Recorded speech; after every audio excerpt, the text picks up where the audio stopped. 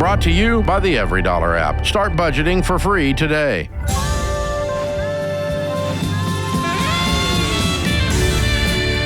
Normal is broke and common sense is weird. So we're here to help you transform your life.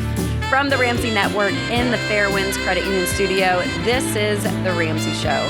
And I'm Rachel Cruze hosting this hour with Jade Warshaw, and we are going to be answering your questions. So give us a call at 888-825-5225. Starting us off is Robbie in Oklahoma City.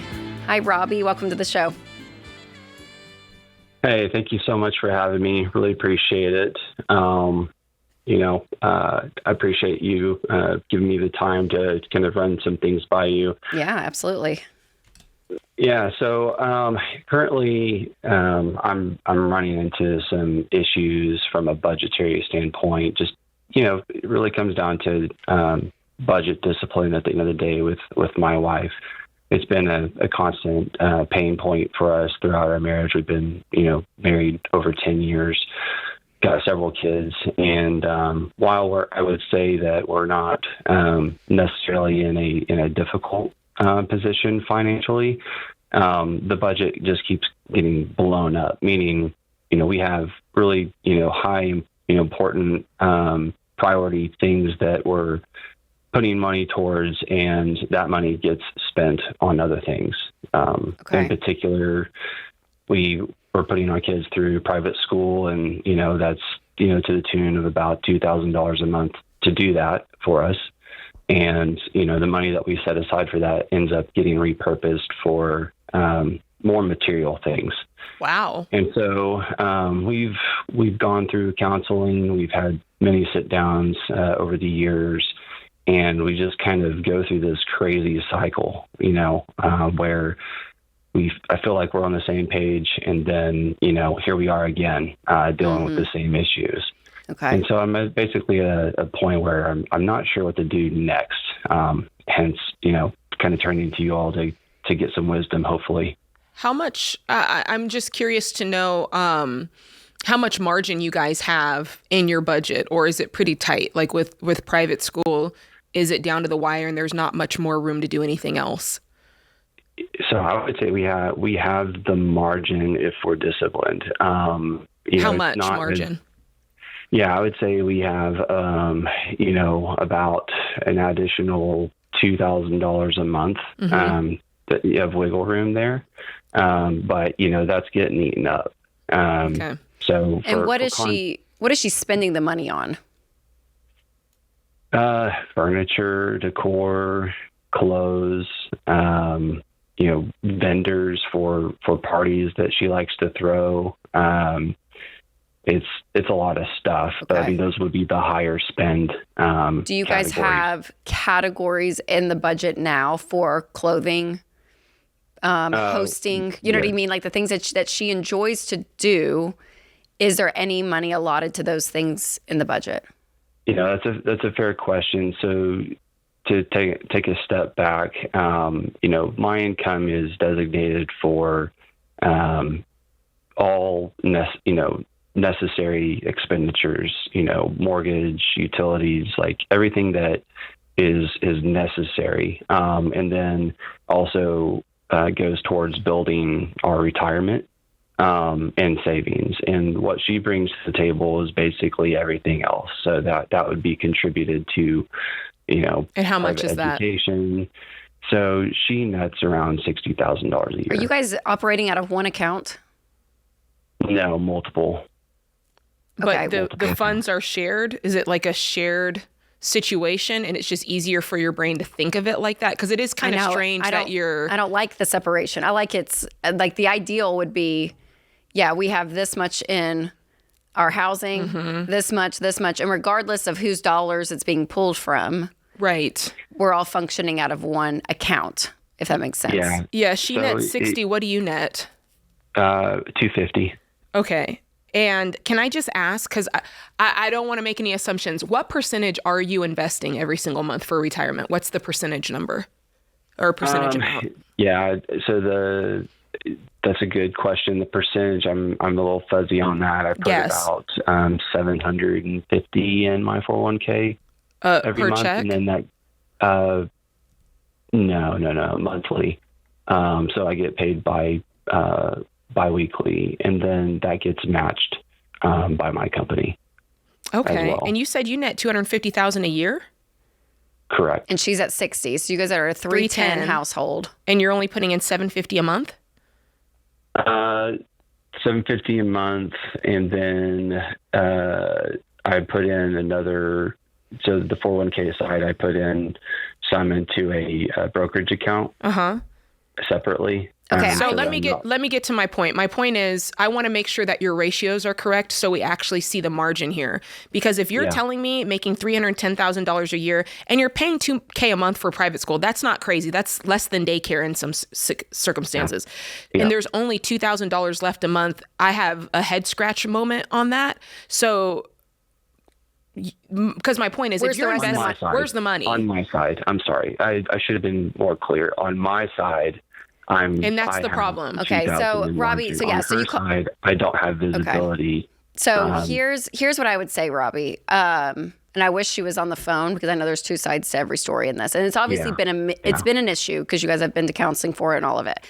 So on one end of the spectrum, she's a shopaholic. She has an issue. She can't stop herself. It's compulsive. It's an addiction, right? Like that's one side. The other side is that you guys are on completely separate pages. You really don't know what's going on. She actually has the ability to spend a little bit of money every month, and to you're freaking out because everything is designated in this weird, she can only spend off of her paycheck margin. Off of her paycheck, and it's all separate. It's a little strange. So if the middle ground, I may be leaning more to the latter for a second. So what I would suggest, you called us, I would sit down with her and I would say, we make X amount a month, regardless of who brings it in. This is what we have per month. Now, out of what we have per month, we are going to go down a detailed budget. And we're going to talk about how much do you need for groceries? Because if she's the grocery shopper, she's going to know. If you haven't set foot in a grocery store in 5 years, you're not going to know. So she's going to know, this is how much we need for groceries. This is how much we X, Y, and Z. And you go down the list. And she has a clothing line item. All of this. Because you guys you don't have a ton of consumer debt, I'm assuming. No, we don't owe on any of our vehicles. Okay. Yeah. The only thing we really owe on is our mortgage. I mean, my wife has one $5,000 like personal, loan that she took. She's a realtor and took it out for some reasons that. Okay, so I would have an issue. Yeah, so I think you guys, Robbie, y'all are all over the place a little bit. There's no cohesiveness to this. It's her doing this, I'm doing that, my paycheck here, hers there. And I think that's the root problem. You guys are not working as a team. You're working as two business partners trying to make a household work, and it doesn't work that way. So tonight, if I were you, I would sit down, I would download EveryDollar, and you guys together create a household budget. And together, what are your debts? The $5,000 loan is as much yours as it is hers. I mean, you guys own all of this together and agree on where your money's going.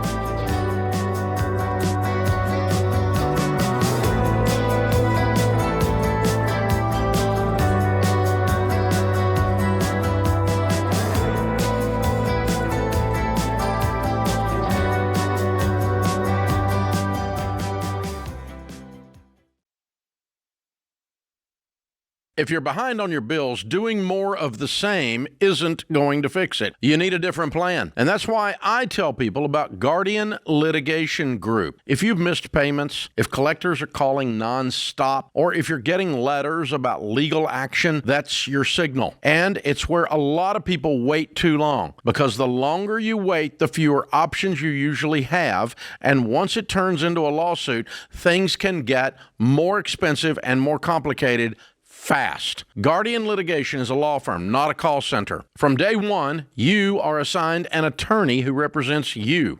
So if a creditor moves forward, you're not caught off guard, and you're not hit with surprise legal fees. Guardian litigation only gets paid when the debt is negotiated and the client accepts the settlement offer. This is about stepping in early while you still have leverage. Don't ignore the problem. Take control of it. Go to guardianlit.com/Ramsey right now. That's guardianlit.com/Ramsey. Attorney advertising. Results may vary and no specific outcome is guaranteed.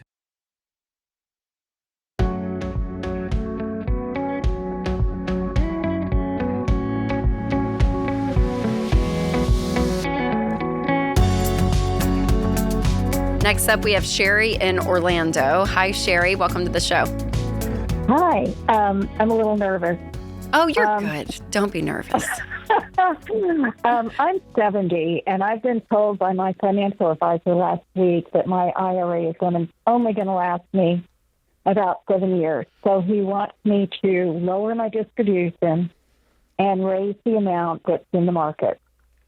And he suggested getting a job. Well, I would love to get a job, but I'm on high flow oxygen. Oh. And I go through a tank about every hour and a half when I'm out. And no one's going to hire me. Yeah. I mean, I feel fine. I just can't breathe. Yeah. Right.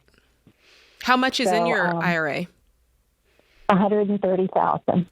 And how much do you pull from it? How much have you been pulling from it every year, every month? Well, I've been pulling out $2,000 a month over the last 2 years. Okay. I waited. I had alimony until I was 69, so I waited. And so I've lowered my distribution to $1,500 because my only other source of income is Social Security. And how much is that? It's $1,700 a month. On that amount, the $1,500 and the $700, does that cover your bills, or tell us how much you're in the red? It's $1,700 a month, and right now it covers all my bills. My son pays my mortgage. How much is the mortgage? It's $1,700 a month also. Okay, so he takes care of that. So you have the $1,500 that you're still taking out, and then the $1,700 basically covers all your bills. Yeah. Okay. And the problem is I have an expensive illness, so I have to have Medicare, regular Medicare, and a supplement. Mm-hmm. Yes. And that's where the $1,500 is going?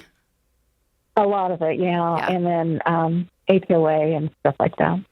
Your house, what do you owe on it, and what's it worth?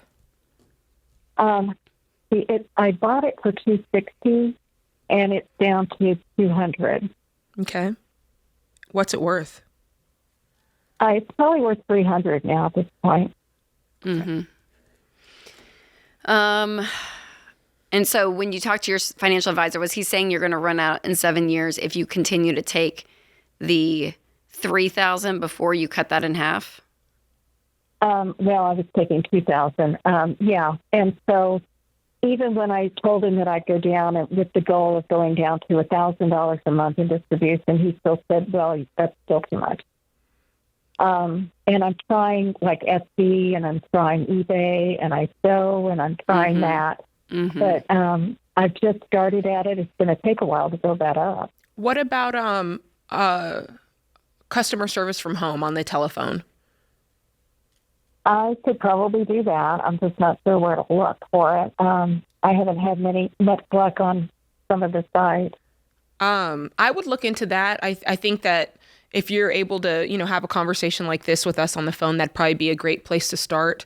And I would just, get on the internet and look for, at the different job postings and see that. I've said on here before, and again, this is not something that we endorse or anything. It's just something I did back in the day. There's a company called Arise that you can go on and do different customer service jobs. There's basically a whole posting of them, and you can just choose which one you want. And you just need a headset and a computer, and you can go from there. And it's not amazing money, but it is something. You could probably make a couple of $1,000 a month doing that. That's all I need. I mean, I've really lived very frugally. Right. Yeah, because if you got to the point, Sherry, where you don't touch this money, let's just say for 7 years, which I know may feel like a long time, then it doubles, right? So you got then $260 sitting there, and because you're withdrawing about 10%. which is high because the market in some years is doing great. So he's probably running a very conservative estimate, which most investment professionals do when you're starting to withdraw money. And we actually probably take more of a lenient case. But even if you were, taking out 6%, you probably would be okay. But then again, that gets you around to $1,000. And that's just basically just trying not to touch that 130. And you're just living off of the growth, which again, past years was 22% at one point, right? Which means your 130 would grow even if you were taking that 10%.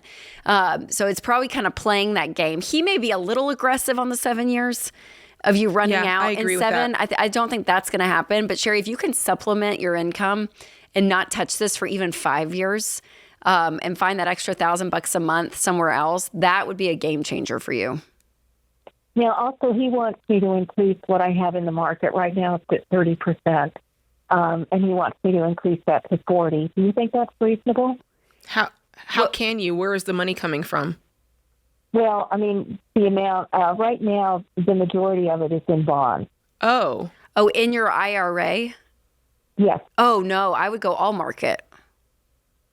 I didn't realize that. I didn't realize you had investment in bonds. that's probably where a lot of your problem is. Yeah, because your bonds are probably only yielding 3%, Sherry, where you could be making, the numbers I was using was assumption that you had money invested in the market. And that's at, 22% 1 year. I think we're at 11% this year. You're going to get triple, if not more, by investing in the market. So, Sherry, I would. I know that probably makes you uncomfortable. I would at least go 80-20. Even at this age? Even if it what? At this age. Mm-hmm. Even though I'm 70 years old? Yes, because you're having to live off of the return of what's happening. Now, I know that probably does freak you out, but you would have to ride out, right, if there is a down year or two. But when you look historically, even over the last 10 years, your gains would be triple than what you have now. I would say you actually should be in the market more. Yeah. At your age, to have more of an aggressive growth pattern. You don't have the luxury of sitting in bonds if you're trying to live off this money, right? Yes. So so he suggested to you 70%. What was he? Because he's probably being. Did he say 40? Is that what you said? Yes, he said 40. I'd go 60 because you're gonna make so much more in the market. Is he the one that put you in the bonds to begin with, or were you working with someone and then switched to him, or how did this happen? When Biden got elected, I moved everything out. You did it. Of the market. And then when Trump got elected, I changed that. And I talked to my son at Christmas, and he was telling me, yes, Mom, you need to be a little more aggressive. Yep. So I upped it to 30%, and right now my return is only 8.5%. Yeah. So I think what's happened is you've allowed the market to spook you in different the economy, phases of life. And really, truly, the way to build wealth while you're investing is you truly do. You have to set it and forget it. Once you commit to a strategy, and we'll tell you what ours is, once you commit to it, you set it and forget it. It doesn't matter who's in presidential office. It doesn't matter what's going on. You are going to ride different waves. That is just part of it. So we're not going to sit here and tell you that there's never going to be a bump in the road. There is. But if you keep it invested, you don't lock in any losses. Right? If you keep it invested, you continue to ride the wave, and whatever dip occurs, you ride the wave until now we're back up again and above, right? So what I would do is what Rachel and I do. I would invest it across 4 different types of mutual funds. And if you don't, I think that the guy you're using is probably okay. Mm-hmm. But if you need somebody, you can check out a SmartVestor Pro and they can walk you through this. But you're looking for mutual funds that are outperforming the market, really. And that's where Rachel got that number of over 10% is what you should be looking for annualized, right? Obviously, in the previous years, we've done way more than that. But yeah, growth in income, aggressive growth in international is where you want this money. And at this stage in the game, I'm with Rachel, like 80-20 feels fair. Yes. So I just ran some numbers real quick, Sherry. So if you're 70, let's just give you 10 more years at 80. If you put that 130 and didn't touch it at an 11% return, that turns into $388,000. If you kept it in those bonds and they're getting a 3% return, it only goes to $175,000. So the difference there is astronomical. Now that's over a 10-year period, which I know is a long time, but if you just cut that in half, right, 5 years. So yes, Sherry, I'm with your financial advisor and your son. I would be more aggressive and be putting more in so that you can actually be taking some money out and you're not tapping into that nest egg because you're not outpacing inflation even at this point.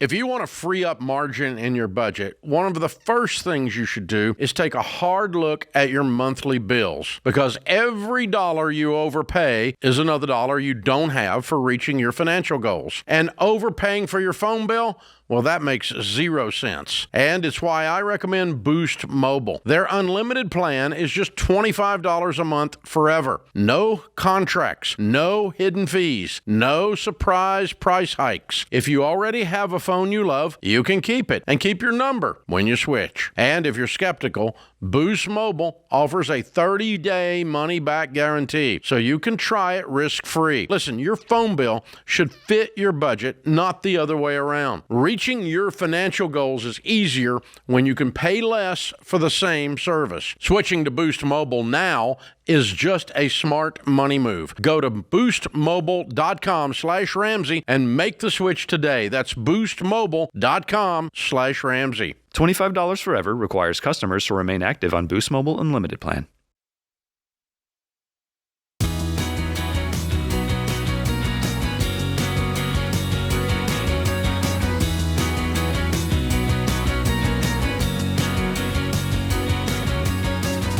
The 2027 Ramsey Goal Planner is here, and it's now available at the lowest price that we're going to offer at $35.97. Wow. So this planner is more practical than ever. You're going to get brand new content from Jade Warshaw, myself, and Dr. John Deloney, plus goal-setting guidance and really clear action steps to keep your momentum going all year long. So do not wait.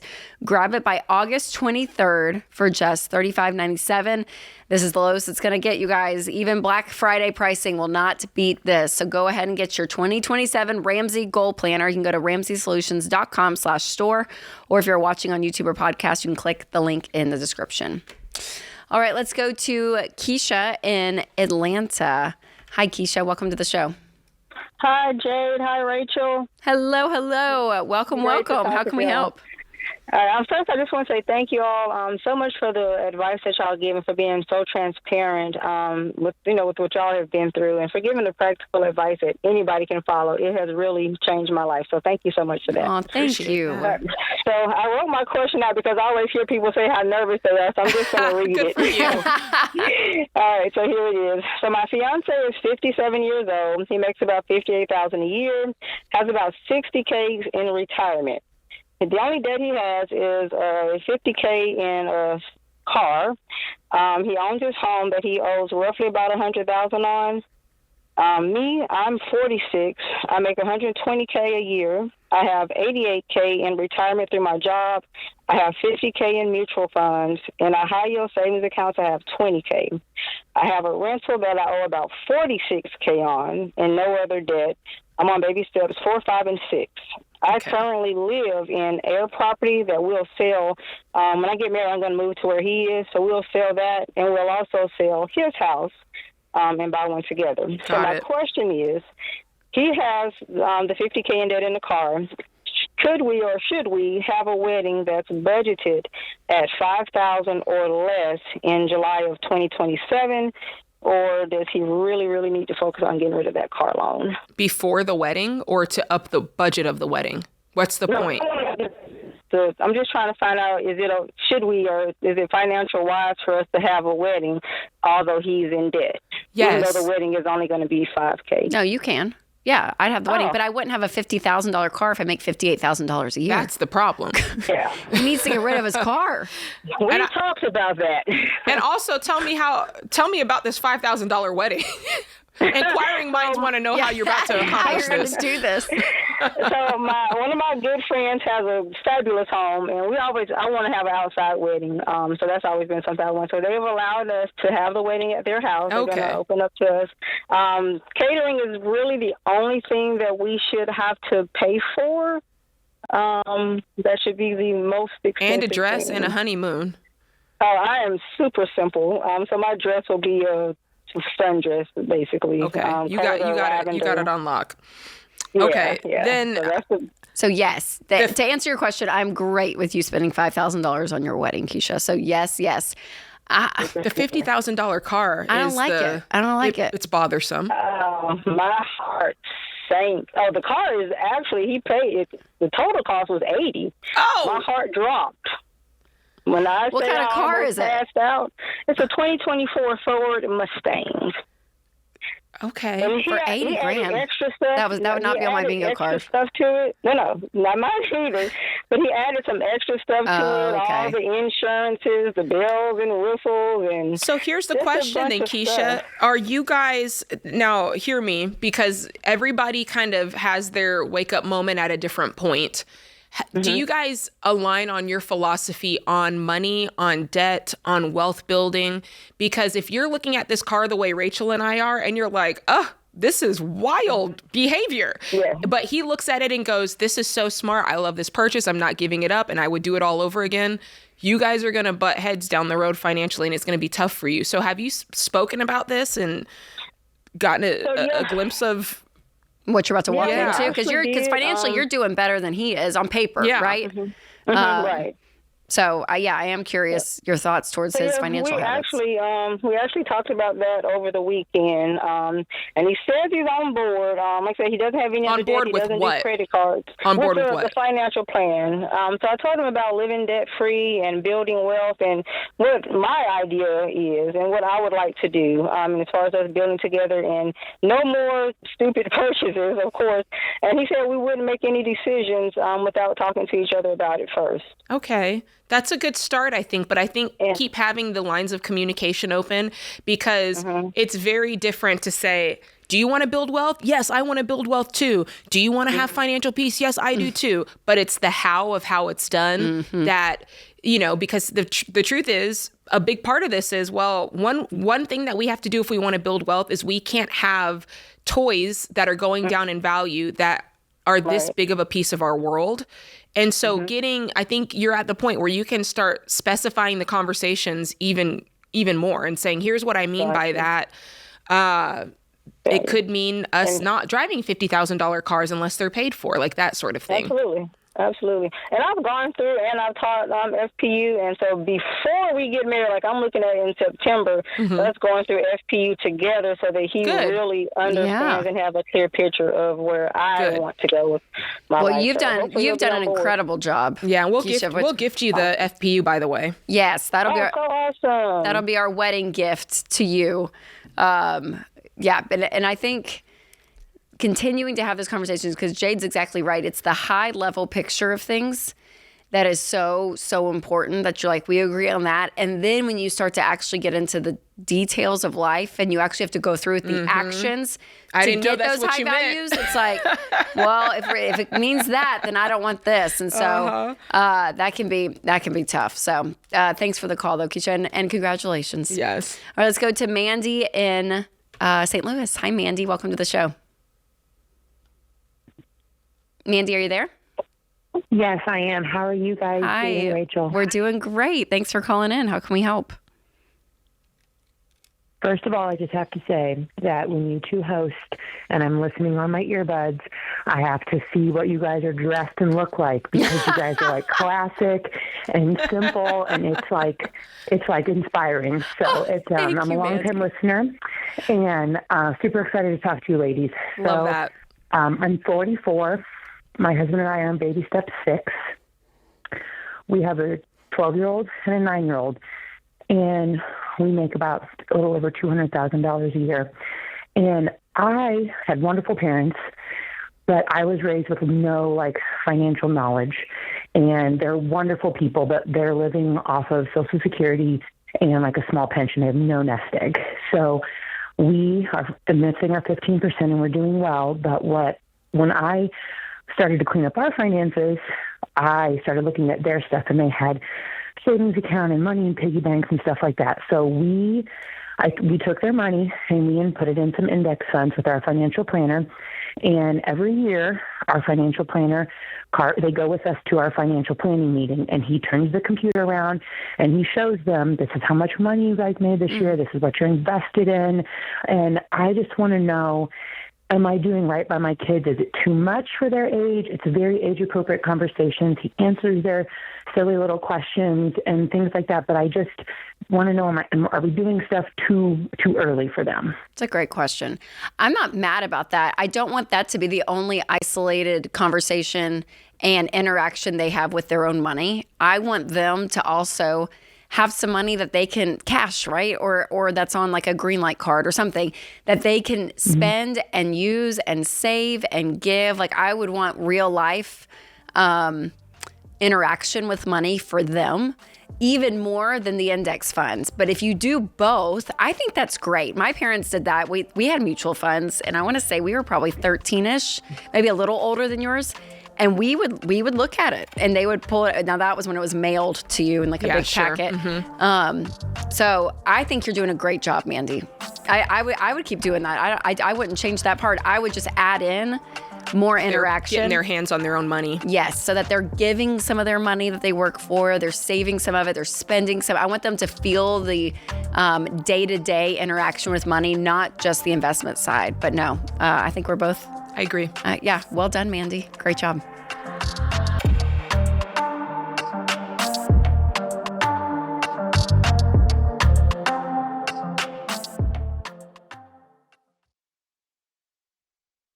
Hey guys, it's Rachel Cruze. If you're working the baby steps, every major expense deserves a second look. And healthcare is one of the biggest expenses in most families' budgets. And that is why I recommend that you check out Christian Healthcare Ministries. CHM isn't insurance. It's a health cost-sharing ministry. That means members help pay one another's medical bills, and they've been serving Christians since 1981. CHM programs start at just $115 a month. And here's why that matters. If you are paying more than you need to for healthcare, that money could be going toward paying off debt, building your emergency fund, or reaching your next financial goal. And your monthly cost isn't based on your medical history or where you live. Y'all, a lot of families find CHM gives them more room in the budget. That's why so many members say they're better with CHM. And right now, new members can receive a 50% credit towards their first month of membership. Go to chministries.org/budget and use promo code Ramsey. That's chministries.org/budget and promo code Ramsey.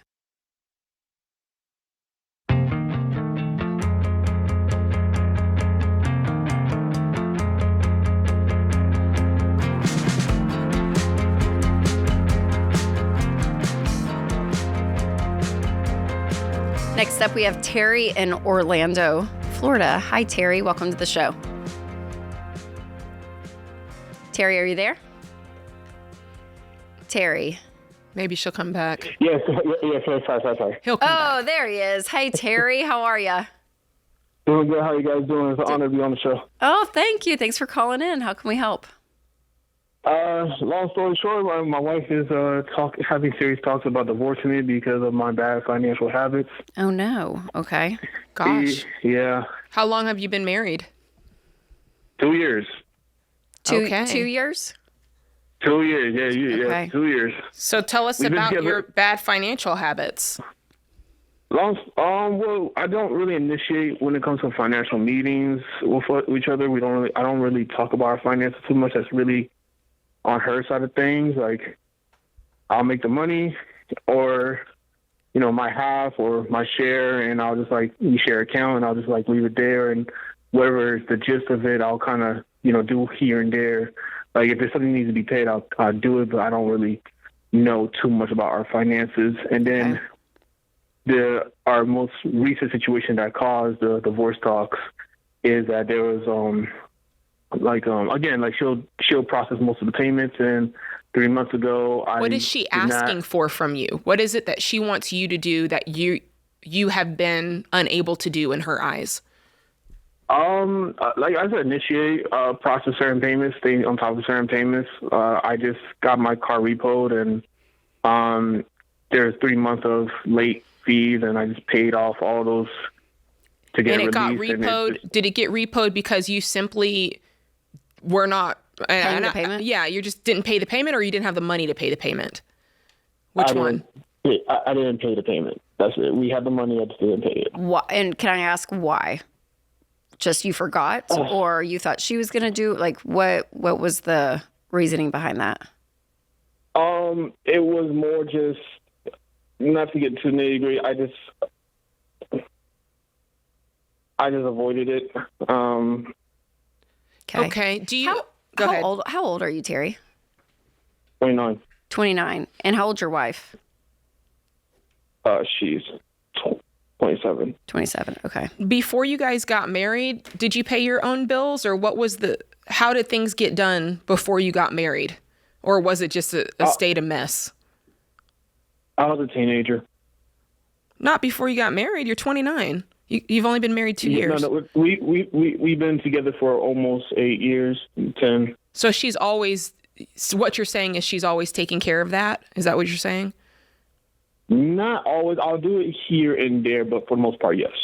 Okay. And I screwed up and I avoided it, and that's the part what I'm trying to change. Okay. And do you know yourself well enough to know why? What fear comes up in you that you're like, I have to push this thought aside to even pay a car payment? I don't even want to. I don't want to engage that at all. Where does that come from? I would just, I don't think it's fear. Maybe fear somewhere that I don't understand, but I would just say laziness. Is it just pure lazy? Just lazy. I think there's something else there, Terry. I do too. Because you go to work. If you were a lazy person, you wouldn't get up and go to work. If you were all that lazy, you probably wouldn't be calling the show. I feel like there's clearly in certain areas a level of intentionality that you have the ability to have. And so that's why I have a hard time just with, nope, you're just a lazy guy. You can't do it. How did you grow up with money, Terry? What was your home situation like with money? I came from a Caribbean family, and it like that's already a story in itself. You came from what? A Caribbean family. Oh, okay. Yeah, and like I didn't really. Think of it like this: you have support, but you don't at the same time. Yeah. And it really is like if you mess up, it's strictly on you, and that's kind of how I've been. And I say lazy to chalk it up because because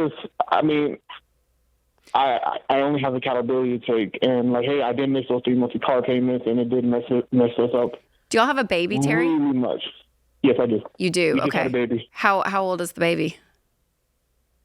He is officially 2 months. 2 months. Okay, sweet thing. Okay. Can you tell me? Because I'm trying to get a sense. Because don't get me wrong, this is a big deal, and it's a frustrating thing.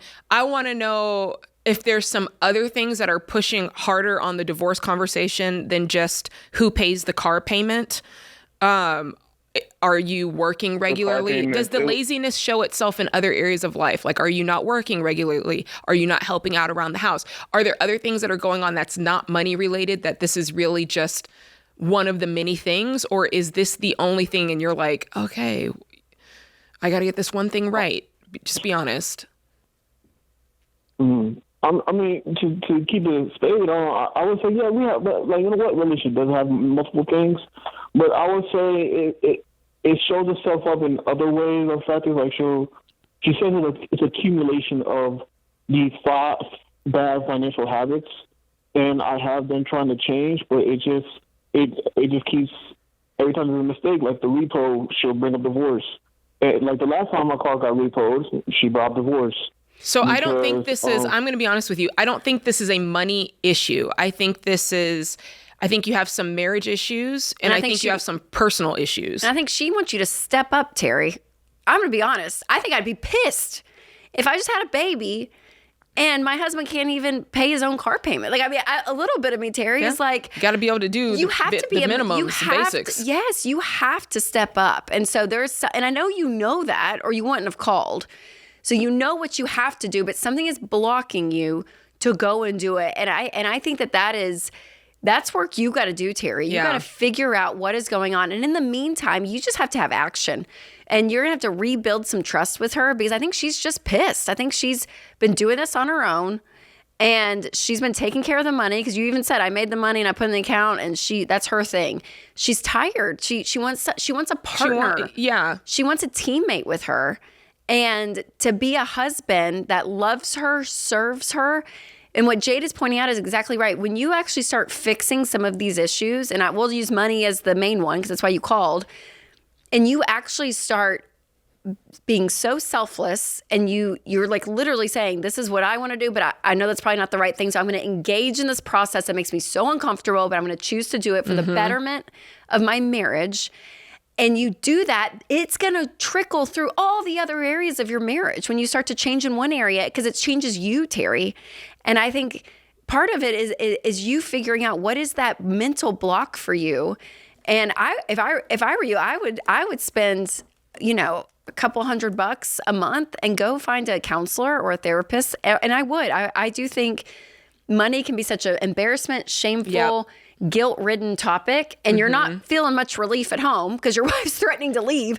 But you gotta build that confidence. Yeah, you gotta work some of this stuff out of what is holding you back, because there's something there. And in the meantime, I do want to be clear, in my opinion, you still have to make some steps moving forward to take care of this baby. As that baby cried in the phone, I was like, oh my gosh, they got a new baby in the home. Like you have a lot of responsibility, and it's doable, Terry, because the money's sitting there. It's not like you can't hold a job and you don't have the money.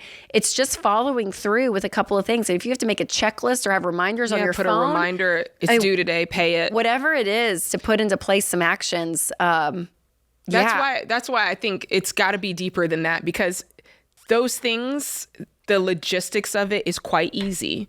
I set the alarm, it rings, or I put it on auto draft. What about that? That's right. Then you're not even thinking about it at all, Terry. So, well, actually, the thing is, like, when it came to the car payment, I really, and this is, I have to emphasize, I thought I did put on auto pay. Okay, but what stops you? Let me stop. Yeah. What stops you from right now, the moment you get off this phone? I realized it wasn't on auto pay. Therefore, I'm going to put it on auto pay this second.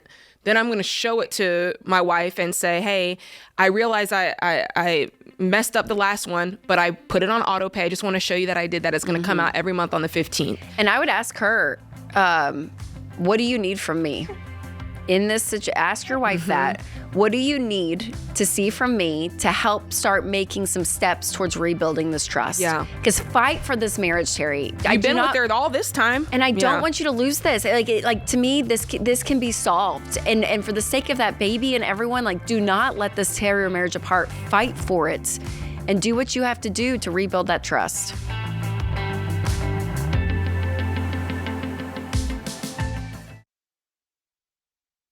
If you're waiting for the perfect interest rate before you buy a home or refinance, that moment may never come.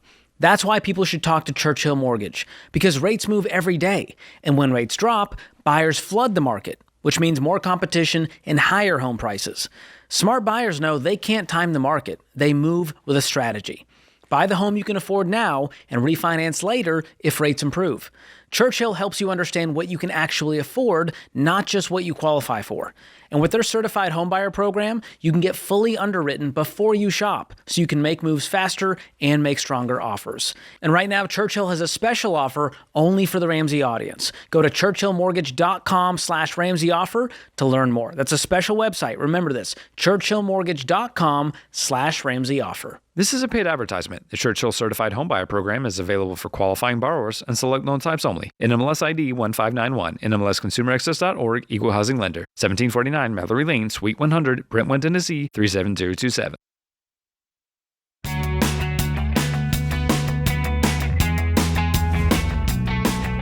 Welcome back to The Ramsey Show in the Fairwinds Credit Union studio. I am Rachel Cruze with Jade Warshaw, and we're answering your questions about life and money. So give us a call at 888-825-5225.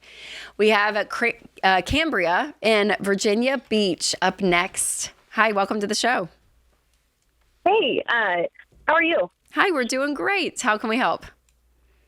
I'm wanting to know if I'm being selfish, wanting to go on a family, really expensive and once in a lifetime family vacation. Oh, I like it. Depends. I like this question. Me too. Okay, what's the situation? So we've been debt-free. We've been doing Dave Ramsey for about 15 years. We used to teach it. We actually came out to the studio about 10 years ago and met Dave.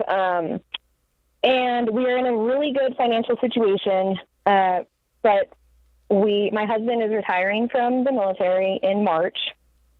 And next June, my dad wants to go to Sweden. That's our heritage. And he's always wanted to take this trip. He's turning 80, and he wants to do a 12-day cruise that's about $5,000, not including, anything off the ship, excursions or anything, and flights for my husband and I and our 2 kids, about $4,000, and then he wants to stay a week afterwards. Okay. And he's going to take care of the Airbnb or whatever we stay in after, but it's still going to be, a good $12,000 trip. Yeah. I would say 15. And- Yeah, I would say I'd aim high. 15,000, I would say. Yeah, 12. Yes. So where's the problem? And well, with my husband retiring, not knowing what job he's going to get, how much money, he'll be making, how much time off he's going to be able to have, 4 months after starting a new job. Mm-hmm. And, I really want to take this cruise. He's willing to do the week after. And so I guess my question is, he said we can try and, make it work to the best of our Well, you've been ability. debt-free 10 years. So tell us about the other money that you have. I mean, when somebody tells me that, I'm waiting to hear of some, several hundred grands laying around in different places. So we've been debt-free 15 years. And we have over $500,000 in our Roth IRA. Good. We have, several different investments on the side. We have about 20,000 that we've gained in. We have stuff. We keep our car funds in. Oh my gosh, I can't. That's remember okay. the app. Just tell me how much liquid cash do you have? Probably 50 to 60,000. Okay, so 60,000 of liquid cash, and we'll just say that includes sinking funds, emergency funds. Is that fair enough? Yes. Okay, Yes. and then you said the 500 and your Roth IRAs. Any other money laying around? I don't think so. There Okay. might be some here and there in crypto and whatnot that we. Is the house, where are you guys at with your house? We owe about 175. Okay. And how much do you guys bring in a year now? About 150, maybe 150. And is he the only one working? Yes. Okay. I'm a singer, so I gig here and there, but it's not, it's just fun So money. so he's making 150. Will he get anything with retirement when he retires? He'll have about 5,000 a month to wake up. Okay.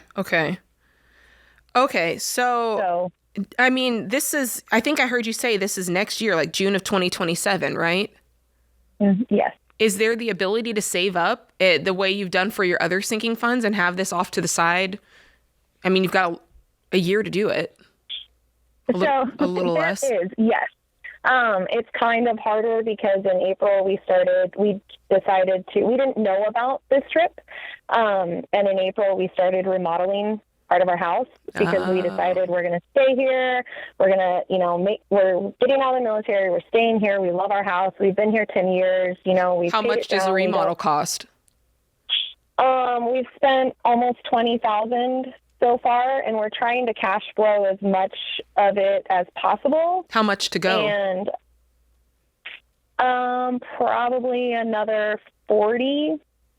Okay. So the good news is we know you guys can stack up money to to spend $60,000 on something at will.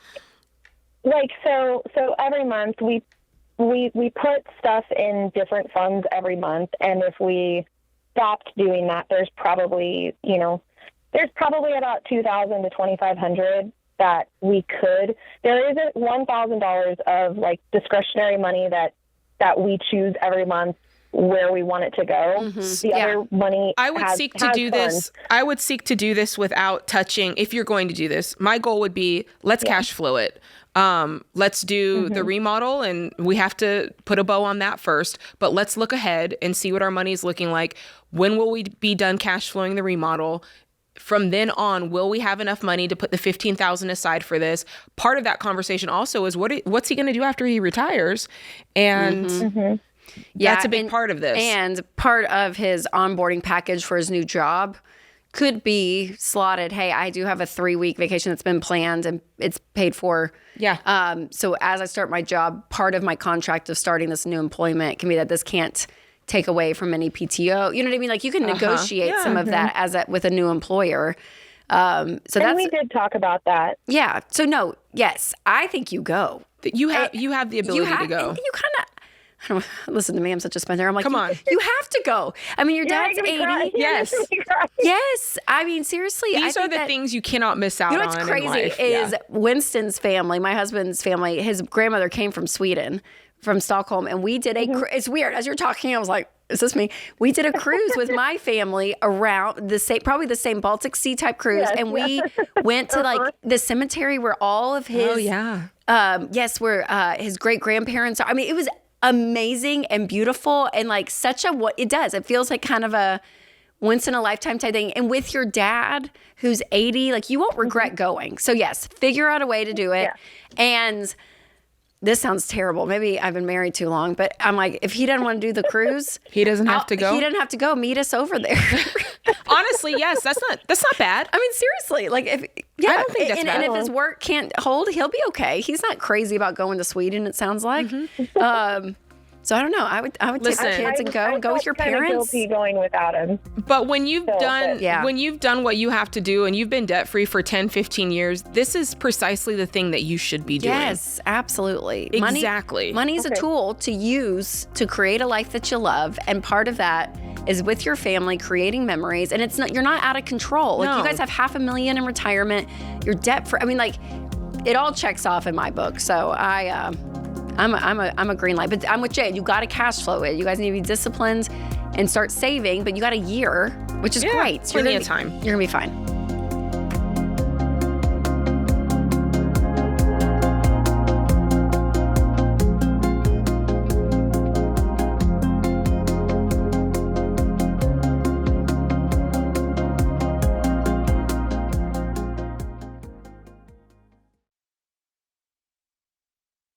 A lot of banks are happy to hold your money, but Fairwinds Credit Union helps you make progress. Most people spend years focusing on their financial goals and never stop to ask whether their bank is helping them get there or just holding on to their money. The real goal is building an emergency fund, paying cash for your next car, saving for a home, looking at your finances and actually feeling some peace. That's why I love Fairwinds. Their Smart Bundle gives you up to 10 free high-yield savings accounts to help you stay organized as you save for different goals. Plus, early direct deposit and no monthly fees. And you get support from real people who want to help you win with money.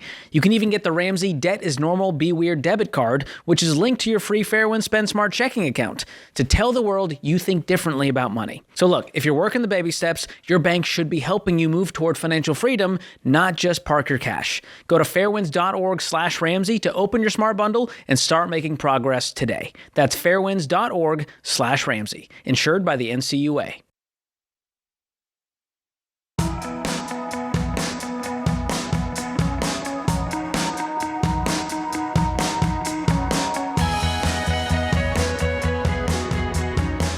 Today's question of the day is brought to you by Why Refi. When private student loan payments start getting away from you, it can feel like you're paying for decisions you made years ago.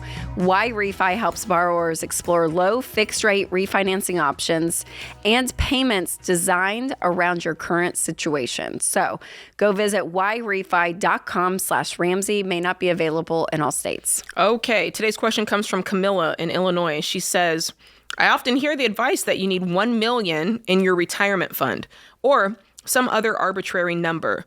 Does that amount apply to a married couple, or does each individual need to have that amount invested? I assume it's combined because as a married couple, you're combining other finances, but what happens when spouses are different ages and retire at different stages? So I like this question, Camilla. So first, let me start out by saying the number that you need to retire comfortably is different for everybody. There is not one number that is a one size fits all.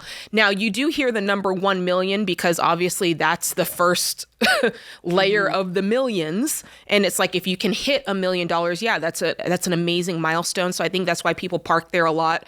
And you hear a lot on social media or even in the media that is $1 million enough to retire? Does $1 million get you as far as it used to? I just think those are buzz. It's just a buzzy number. So that being said, what you're really looking for when you retire, just big picture, is you want enough in your nest egg that you can live off the interest without really having to touch the nest egg. That's kind of what you're shooting for.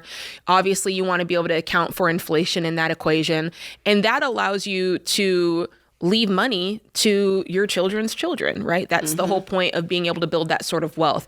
And some people are able to do that and some people aren't. They learn this later on and they have a nest egg and they draw on the nest egg and they draw it down, right? So what I would suggest is working with a SmartVestor Pro and figuring out what that number is for you.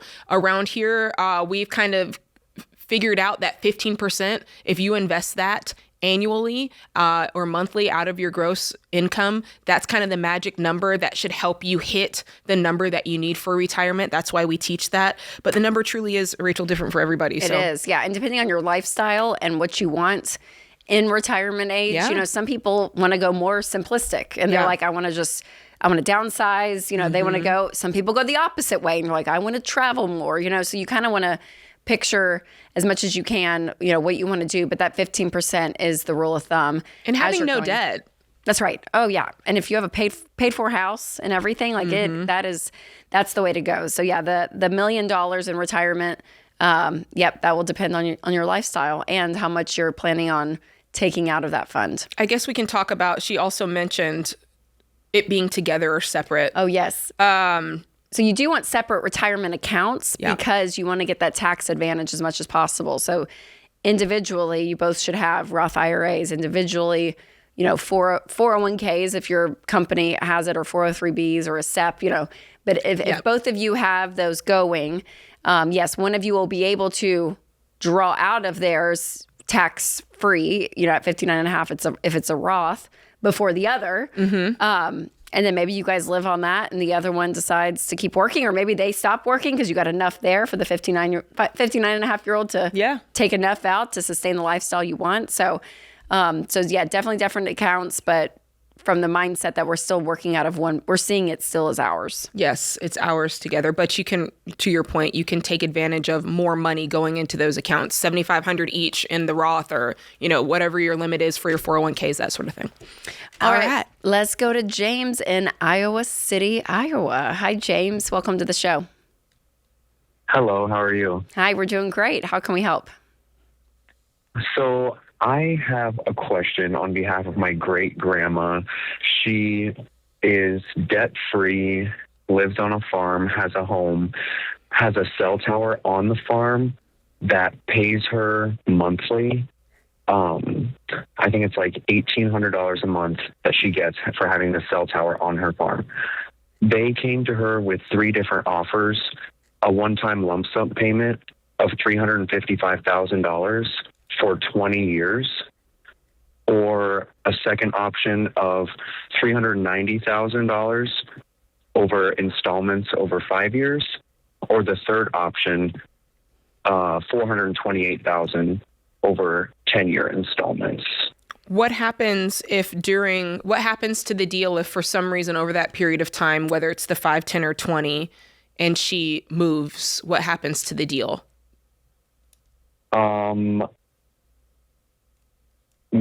She will not be moving. But I'm just saying, She, we need to know. I think it would go to the person who. It would have to be part of the land lease, part of the contract of the new sale of the home. Yes. Or even if she passes away, James, and you guys sell the property to someone else, I guess, is that part of the language that if there's a new owner, they have to assume this tower for X amount of years? Yes. Okay, gotcha. Okay. How much money does she have? She has right now, I think, like $50,000 in cash, but she also gets Social Security and she has a retirement. And I think her husband had something that she gets. He's passed away and she still gets something. I don't know if it was a military benefit. Okay. Do you know what the retirement nest egg is? What, like, meaning what she has in retirement? Mm-hmm. I think it's just the 50,000. Okay, and so she's actually no. I don't know what's in her retirement account actually, because she does have something saved that is in addition to Social Security, but I know it's not very much. Okay, I mean, my knee jerk, James. I'll be curious what Jade has to say. Is I always like a lump sum because she can turn around and invest that and make a great return. I think she'll get probably the most bang for her buck doing it that way, even though it's a lesser amount. I think she will make, from a return perspective, more. Yeah. Getting it within 5 years versus 20 years. Yeah. I mean, that's basically what we would say with even a pension or something like that. If you can have the lump sum and reinvest it. Or the lottery. If someone won the lottery, it's like, go ahead and take it all. So that's... She's 82. Okay. So she has been living her whole life off of what she gets at monthly.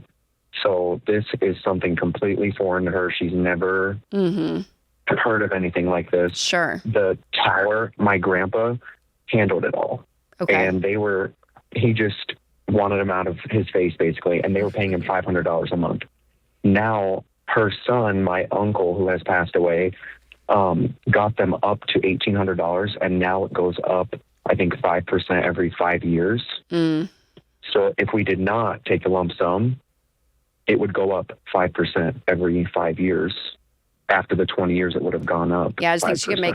Yeah, I think she could still make more in the market, having a lump sum, and because if it's every 5 years, would you say every 5 years it goes up 5%, or every year? Yes. Yeah. Every 5 years. Yeah, I think. I lean towards taking the lump sum of in 5 years. I lean towards that too. Yeah, I think it's a no-brainer, honestly. And have her sit down with, and you probably will help her, James, because you're kind of an advocate, for her, even in this call. Sit down with a SmartVestor Pro. You can find one on RamseySolutions.com and figure out the best way from even a tax perspective of if she invests this money. Because it sounds like she's pretty low maintenance. She's probably not going to use, if any of it. But from a generational perspective, what a beautiful thing, right? To be passed down 1 or 2 generations, to be able to help out family, right? With what this money could be. And so I would sit down with an investment professional and just figure out from a trust standpoint, or even a will, the taxes. I don't know. I would want someone looking at this amount of money and just saying, how can we make this go the furthest? Yeah, the best way. The best way possible for her. And if she needs any of it, it is hers. I'm not just like, I'm not tagging this that lady it's like sounds not for like her. She doesn't hardly. It doesn't sound like she cares for. I mean, she's like, I'm good, which is amazing. But man, what a crazy thing. That's pretty cool. Pretty wild. Yeah, so great. Well, thanks for the call, James.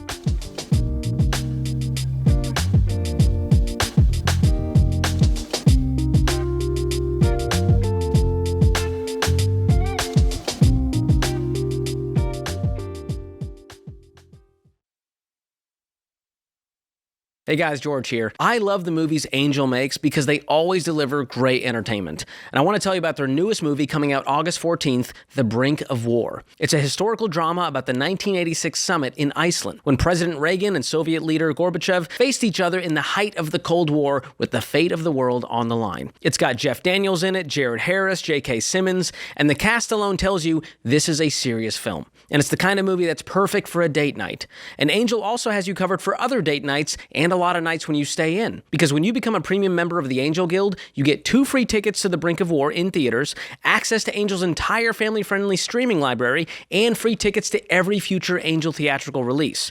So use promo code DATE NIGHT and you get 4 months of your annual membership for free. Come on, President Reagan had to negotiate with Gorbachev to get a deal this good. You just need a promo code. That's angel.com/Ramsey to become a premium member of the Angel Guild. Use code DATE NIGHT. Angel.com/Ramsey, promo code DATE NIGHT.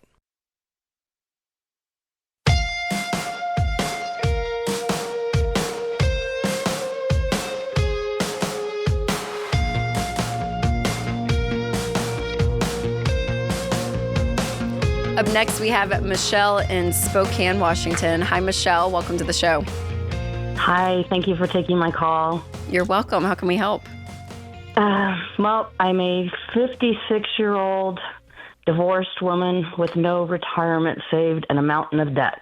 Okay. Baby step 2. And my question is, once I finally get to baby step 4, because I have no retirement, should I stick with the 15% of my take-home to invest, or should I maybe consider increasing that while I'm working on paying off my home? Well, let's tackle one thing at a time because you've got a mountain in front of you, so let's just one step at a time. So tell us about the debt that you have, the consumer debt. Well, the consumer debt is, I owe my mom $1,500. I owe the IRS $5,600. I have about $14,624 in credit cards. Okay. Did you say that number again? Credit $14,624 in credit cards. Okay. A $23,976 car loan. Okay. And this is the scary one, $50,603 in personal loans. Mm. Got it. Okay. Michelle, what's been going on? Did all this kind of escalate after the divorce, or?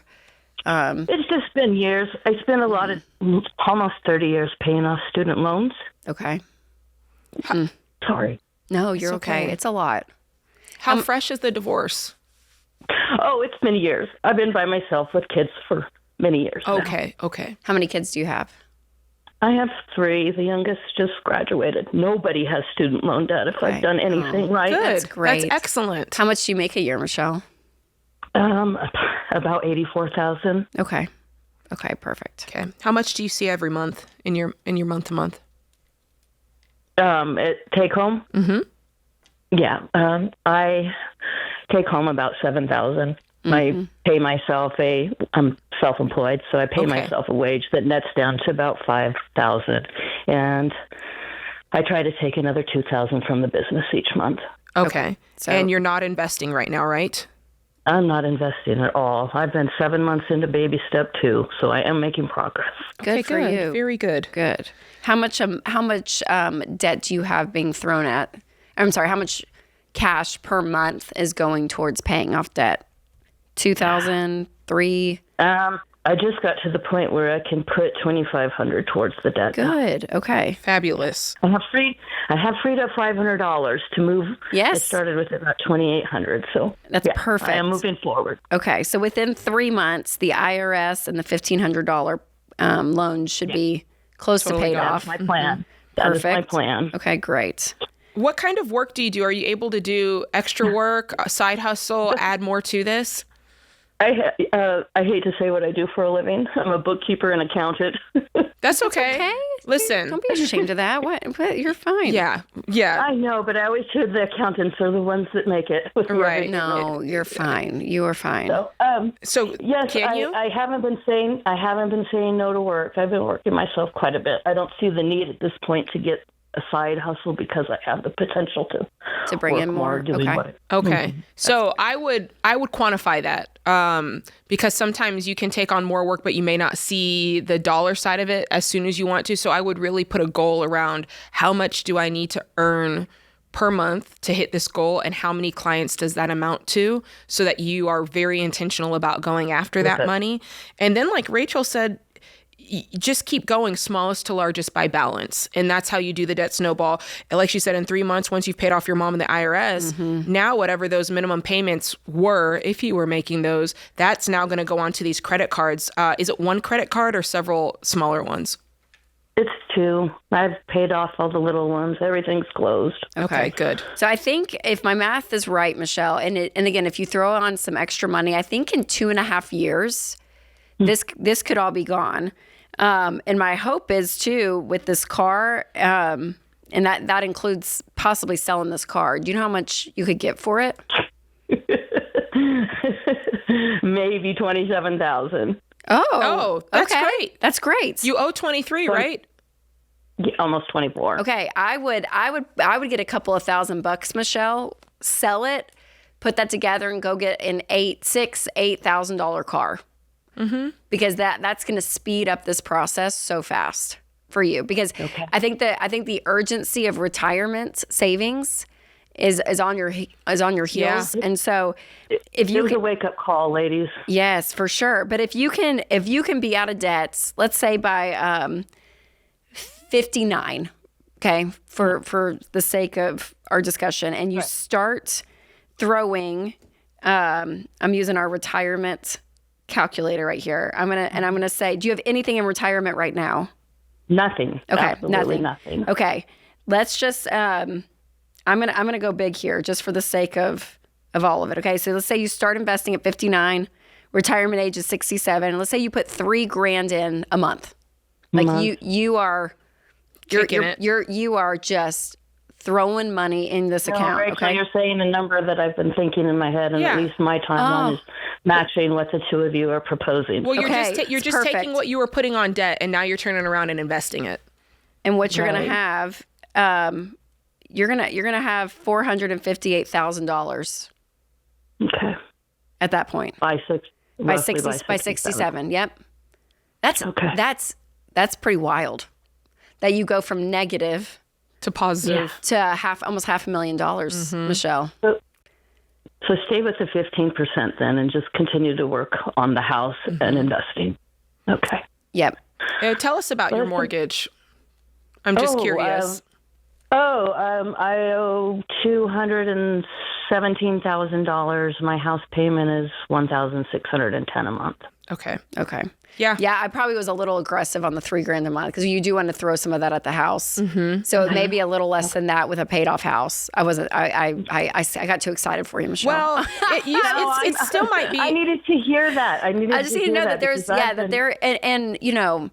And you get to make the decision what you want. We find the fastest way is to get the house paid off and on. But with your age, if you said, you know what, I am going to throw more at retirement and keep my low house payments, that could be your decision. I'm not saying to do that, but I'm just thinking if you're aggressively throwing some money in investments, I think there is hope. Let's just say that. However you kind of slice the pie, I think you're going to be good. Thank you.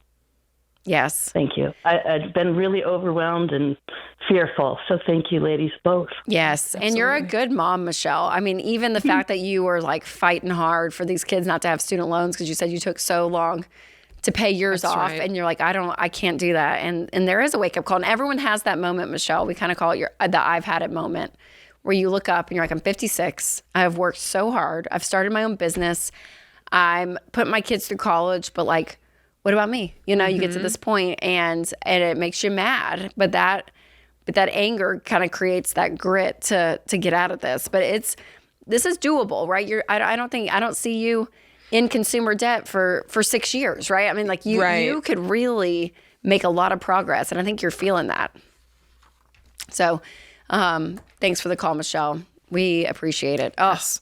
It's going to take a lot of intentionality, but I think with what we teach, there's always a measure of hope, and there's always a a measure of increase that can be gained, right? Yes. She may not have $1 million, but it's better to have $458,000, right, than $0. So there's always a better measure of hope that can come from doing this. Yes, and that is a pro to owning your own business. I mean, that is one thing, because you can set your schedule, and even, I know plenty of people in their 70s and they're still killing it. Yes. You know what I mean? Yeah, so you can work longer if you choose to. Yes, and you can kind of create this environment that you need in order to create, have income on the side, and you're not just dependent upon those investments at 67 too, right? That could be an option. So it is tough. I think it's it's probably a wake-up call for a lot of people too, Michelle, to realize, yes, the day is coming. It's happening, and the sooner you start, the better off you're going to be.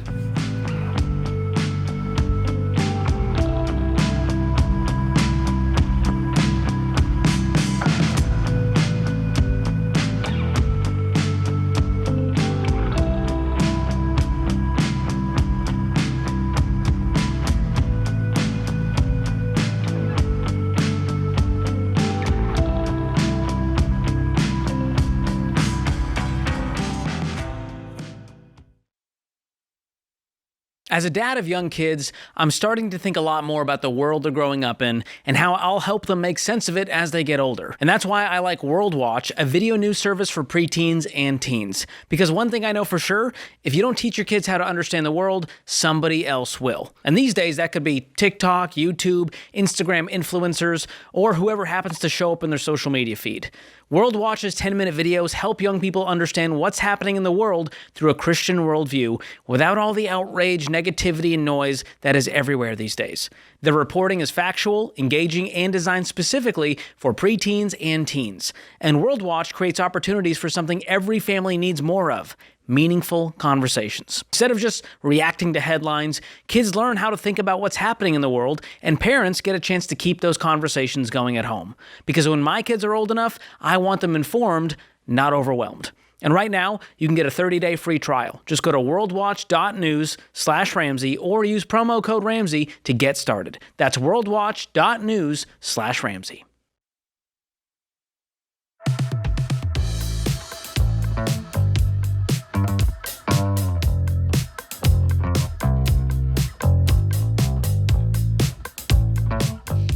Well, we wish we could get to every call and question on the show, but if you have a money question and you want an answer for your situation, head over to our website and use Ask Ramsey. Ask Ramsey is our free AI tool that's built and trained on Ramsey principles, so you're going to get an answer the same way that we would answer on the show. And I used this the other day, Jade, for something I was looking at, and they continue to update it. They are really iterating this, to make it as good as possible.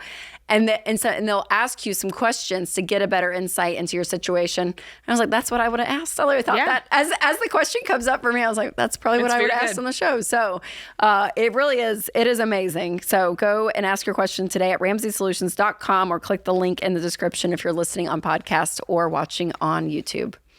All right, so let's go to Luke in Billings, Montana. Hi, Luke. Welcome to the show. Hi, how's it going? Thanks for taking my call. Absolutely. How can we help today? So my wife and I are in baby step 6, and I'm having a hard time convincing her to cut up all the credit cards and let the FICO score go to 0 because she's nervous when and if we go to refi our house for a lower interest rate, because we used our FICO score basically, to get our house original. So it sounds like she's missing a piece of information, I think, because in her mind, she's thinking if we have a 0 credit score, we won't be able to get as good of a interest rate. Yep. Or and undetermined. That they just can't pull up the information because you've been out of debt and closed all the accounts. Mm-hmm. And that only takes about 9 to 12 months. It's not that long. And that's what I've told her in the whole manual underwriting or whatever it's called. Why doesn't she believe it? What has she said? This is the reason why I don't believe that you're telling me the truth, or that fact is real. She just says we used it to get our house originally, and it took so long to get it to a good score, and I just don't want to close it. I've tried to explain it to her a few times, and you guys are on baby steps. Like how much further do you guys have to pay off your house? We just bought it like 6 months ago, so we owe like $520 on it. And she thinks that you guys are going to refinance. Does she have a belief that it's going to go back down to 2% interest rate? Because it's not.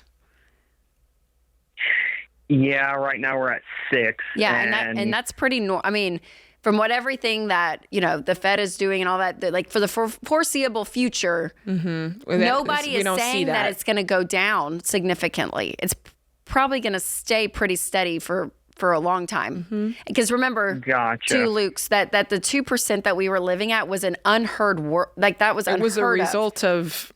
Yes, all this other borrowing that was happening. And so it's corrected itself. And so 6% actually in the grand scheme of mortgages is not pretty good. That bad, right? It's bad for us because we've been used to 2%. But it's probably never, I mean, most real estate experts are saying it's probably never going to go back to 2%. Gotcha. But I do want to challenge you, and I think it's intellectually fair to do this in a marriage, that when you're talking about something, if one person is talking about it from a perspective of facts and the other person kind of refuses to do their side of the work of the argument, which is if you're doing your side, which is here's the information I found, she needs to do her side, which is I need to read the information or I need to see it. Can't just be on a vibe. It needs to be on have a fair intellectual conversation. And I would challenge her on that. I'd say, honey, I've looked into both sides of this. I understand the credit score side of it, and I understand the manual underwriting side.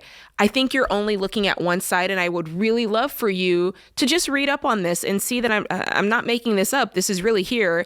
There's 2 options to inform your ability to borrow money, and you're stuck on one, and there's a whole other option here that's actually better for our lifestyle. And I think that's okay to do, and just challenge her. That was a good idea. Yeah, so that... Yeah, got pretty much... I mean, I've been listening to your guys' show for a little while now, and the more I dig, the more I see... the more I'm ready to cut them up. Yeah. But she's not ready. Does she use it on a monthly basis and pays it off? Because no, ours are all paid off. They're all at 0. We have our emergency fund and everything. Okay, so we invest.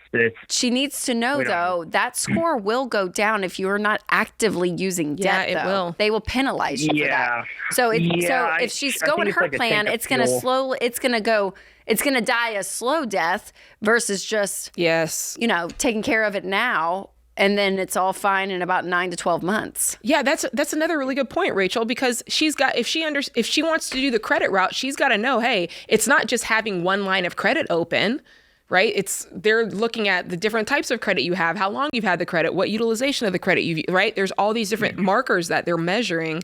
So that's a really good point Rachel just made. Yeah, and she's more of like the use it for a tank of fuel, pay it off. You know what I think? I think it's a comfort mechanism. All the time. I think it's just a comfort thing. It's not based on any facts. It's not based on math or, it's just, this is what she feels comfortable with. And I would challenge that. Yeah. And she has even said before, what if we need it? Or something like that. And it's like, we got $40K in the bank. I think we're probably fine. Yeah, when you're used to this false safety net, which is what debt is, right? I mean, this is what banks and credit card companies pray for. They love being in someone's wallets for the just in case, because the just in case happens. Yep. And so that this is what they're wanting. And I think, when you said you've been listening for a while, part of my frustration with that whole industry is they take advantage of people. Mm-hmm. They sit there and market themselves like they're helping you, and they're not, because the people that actually cannot pay their credit card bills, and that now it's gone up to $1.4 trillion in credit card debt. Right. And Americans that are really struggling and really are living paycheck to paycheck, everyone else gets to take advantage of that with the points and whatever. And then we've been brainwashed with this whole idea of the FICO score and the credit score. And yeah, do you have to jump through a few more hoops to do something different? Yeah, because you're not playing their game, but it still can be done. Jay, we both have great, incredible lives. I know. And it's fine. Like, you really can live without this, you guys. You really can, and have complete autonomy. And MasterCard isn't the thing that catches your emergencies. It's you, that you have built up a system within your family that no one has a say in, and it's beautiful. Yeah, I always say it's I mean, to your point, you're brainwashed hearing this, seeing the commercials. And so, that's the grace that I have for her, is we all grew up that way, That's right. Never leave home without it, right? And the truth about that is there's so much money and revenue and profit tied to that style of borrowing money for a mortgage, is usually what people are thinking of. But you don't have commercials about manual underwriting. Like, nobody's talking about it except us. And so for her, she's thinking, I've never heard what you're saying, but I hear the majority of the world, the majority of the noise is talking about it in this way. And I think sometimes you have to be willing to go against the grain, do your research, not let it be, because so-and-so said it, but actually look into it and look into the facts and dig in and know what the heck it is that you're talking about, and not just make stuff up. Yep. Yeah. So if you do get out of debt, which is our baby step 2, where you get out of all consumer debt, and then baby step 3 is you save up a fully funded emergency fund. And then you want to go buy a home, you guys, for you first-time home buyers. That's baby step 3B. And we say to save at least a 5 to 20% down payment.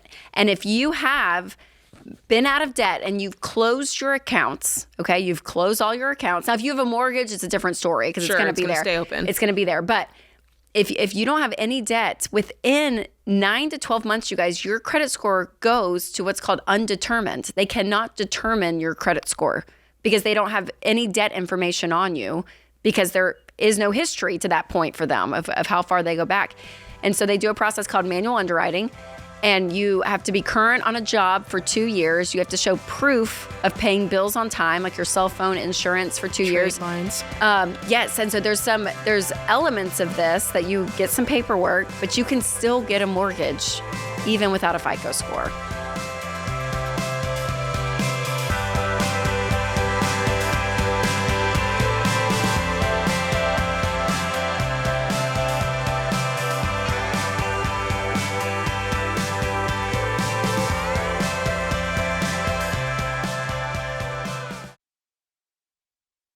Let me tell you what I get asked all the time. When should I get term life insurance? How much do I need? Is it affordable? Those are the right questions to be asking.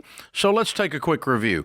The fact is, term life isn't a baby step. So if anyone is dependent on your income, you need to have 10 to 12 times your income in life insurance now. And most people are surprised by how affordable term life really is, even if you're not in perfect health. Look, I understand the hesitation, since most insurance companies make it more of a hassle than it needs to be. Not at Xander Insurance.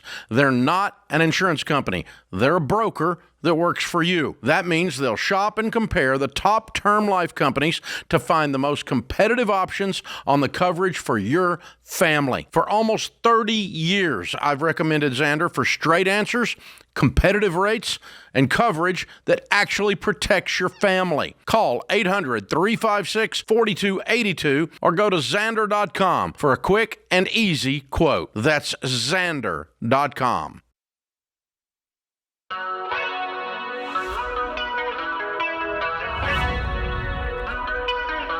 Welcome back to the Ramsey Show in the Fairwinds Credit Union studio. I am Rachel Cruze with Jade Warshaw, and we are answering your questions about life and money. So give us a call at 888-825-5225. All right, let's go to Macon, Georgia, and we have Poncho on the line. Hi, Poncho. Welcome to the show. Hey, how you doing, man? Thank y'all for taking my call. Yeah, absolutely. How can we help today? Yes, ma'am. So, long story short, and I keep it brief. I'm basically retired from 2 careers.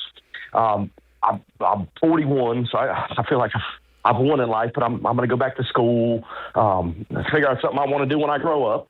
And I've got really no debt. I've been working on the baby steps.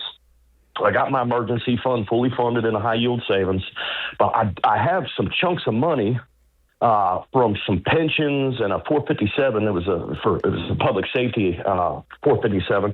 So I don't have any penalties. So my question for y'all is, the only real debt I have is my mortgage. And I just want to know, should I invest? Should I pay it off? What do y'all think? Well, I want to know, I mean, you said you've retired from this job. What will be your income moving forward? Will you be receiving some sort of retirement income from these jobs? Or tell me more about what your income is going to be, and that'll help us know. Yes, ma'am. So I'm, okay, absolutely. So I am retired military, so I do have a pension I'll get for the rest of my life. Okay. How much is that? And, it's just under $50,000 a year. Okay. And I do some part-time stuff now. I just retired a couple months ago. I want to go back to school, through the VA. Either I'm going to learn a trade. So I'm trying to just reinvent myself. But the advice I got was, take all this money and then put it in an annuity. And I'm like, I don't think Mr. Ramsey's a big fan of annuities. No, I wouldn't do that, but I would be interested in investing on my own. And really, you're to that point, if you've got 3 to 6 months in an emergency fund, which you did say you had some money, I would double check and try to get it. 6 months is a great place to start. And then from there, I'd be investing 15% off of the gross. So off the $50,000 a year, that's around $625. And I would start with a Roth IRA. I'd, max one of those out. And then from there, go on to the next thing. If by that point you do have a job that is offering a 401k, that's a great place to go. If they have a match, I'd even go there first and do your best to spread this investment around until you get to the 15%, the $625. But that's not an annuity. That's invested, through mutual funds in the market. Yes, ma'am. Absolutely. So I have some money from a pension. I have some money parked in an IRA now, but I've just got different chunks of money in different spots. And, I listened to this whole spiel about annuities, and I said, wait a minute. I said, I'm a follower of Dave Ramsey, and, they didn't like that, probably. No. And they're like, the annuities, the old ones had a stigma. And I'm just like, I just ain't passing the smell test. Yeah, well, the problem with it is you get, especially like a fixed annuity, you get stuck in a situation that has low interest. It's low risk, but it's just your money could be doing so much more. There's usually a lot of fees attached to annuities. In some cases, some good commission for the guy selling it. Of course. And so, there's just probably more. Okay, so I am curious. You said you got money at different places. So you have your pension coming in. You have your emergency fund and a high yield savings account. How much is in there? Just under $12,000. $12,000, perfect. Okay, and then what else do you have? What's in your IRA? It's being moved from the county, so I want to say it's just under, it's either 48 or 50 grand. Okay, and what's that invested in right now? Do you know? No, ma'am. I just put it in a Roth, kind of like a holding pattern. Okay. And then what else do you have? I have a 457. I've got, I got about 95 grand in there. Okay. Which I have access to. I mean, it's all pre-tax. There's tax deferred, but there's not going to be a penalty. What's that invested in? Do you know? Do you know how much you're making on that? I want to say my ROI last year was about 19%. Okay, that's great. Yeah, so I almost would just park it. I mean, it's doing great. If it's invested in something long term that you're not happy with, like mutual funds or an index fund, you could always cash it out and move it. But then you may, because you said there's no penalties or taxes with that. Well, there is taxes, unfortunately. So that, if I were to just cash that out and put it towards you're going to be mortgage. paying. Yeah. Okay. So I would probably leave that because that feels like it's doing well. Okay. What else? Let's see. And I have a couple small pensions that I'll get, but not till I'm 55. Okay. So those are your 4 big buckets, really. The retirement coming from the military, your IRA, the 95,000 sitting, and the emergency, and then the emergency fund. Okay. Well, I think you're doing good, Punch. I mean, I think if you can cash flow school, if you can go work, or no, it's going to be paid for because of the military. So go get. I think go get a degree. You just have to be able to live. My goal would be not for you to touch these investments because you are 41 and able to hopefully live off maybe this whatever $4,700 that comes to you monthly, or maybe get a job while you're in school, right? And find a trade and kind of create the next season of your life, the next chapter of your life. Yes, ma'am. I talk about a true blessing, because I was pretty freaking poor most of my adult life, and I'm like, man, I've been given this golden opportunity. I worked my tail off, but I'm not the sit at home and do nothing type of guy. But I also, all these chunks of money, I don't want to squander it. No, you're doing better than you think you are, and the truth is you should have a couple of chunks of money. Like the way you have this divided is just right. Everyone should have an emergency fund and a high yield savings. You've got that. Everyone should have some sort of retirement nest egg, whether it's an IRA or a Roth IRA. Most people have some sort of a 401k or a 403b, in your case, a 457. And then it's just a blessing, that you're receiving some retirement off of it, early. It's not too much. Yeah. So you're exactly right where you should be. Yes, ma'am. Yep. Great job. Well, you know what? We're going to send you Ken Coleman's book, Find the Work You're Wired to Do, because there's a great assessment in the back, and it may just help narrow down some ideas for this next chapter, Poncho. But I think the next step for you is college, or the degree or trade school, whatever you choose, that next step in education to get the next job. And then when you have that next job, like Jade's saying, invest 15% of that active income coming in, and be paying off the house if you have your house, and then that's it. It's not that much complicated. I know it probably feels like a lot. Simple. And well done. Thank you for your service and everything you did for this country, Poncho. We so appreciate it. And it's amazing that you can go from, what do you say? I was just so poor. Just broke. Broke as a joke. To what you've got now. Like, it's very, very impressive. So keep doing what you've been doing. Nothing's wrong. I would stay away from the annuities. So I'm glad you called in.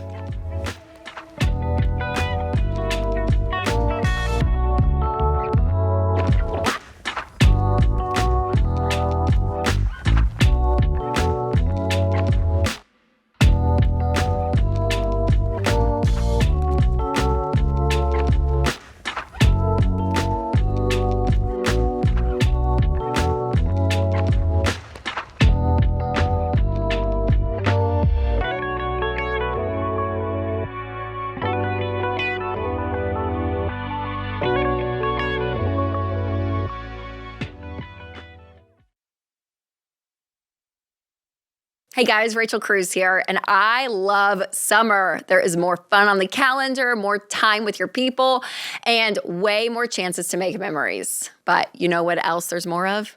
Spending. Oh, between the extra groceries and gas and camp fees and family trips, it all starts to add up so fast. And before you know it, money stress starts to steal the fun out of everything.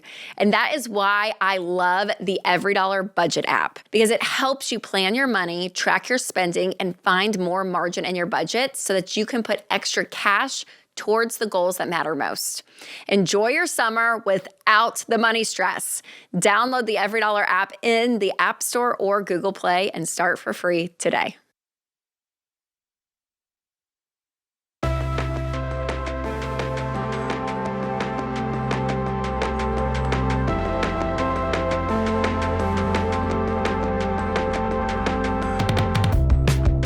Are you sick and tired of working so hard and having nothing to show for it? Well, that is normal, and normal is broke, but you don't have to live that way. Our EveryDollar Budget app helps you find extra money every month and builds you a personalized plan to beat debt and build wealth.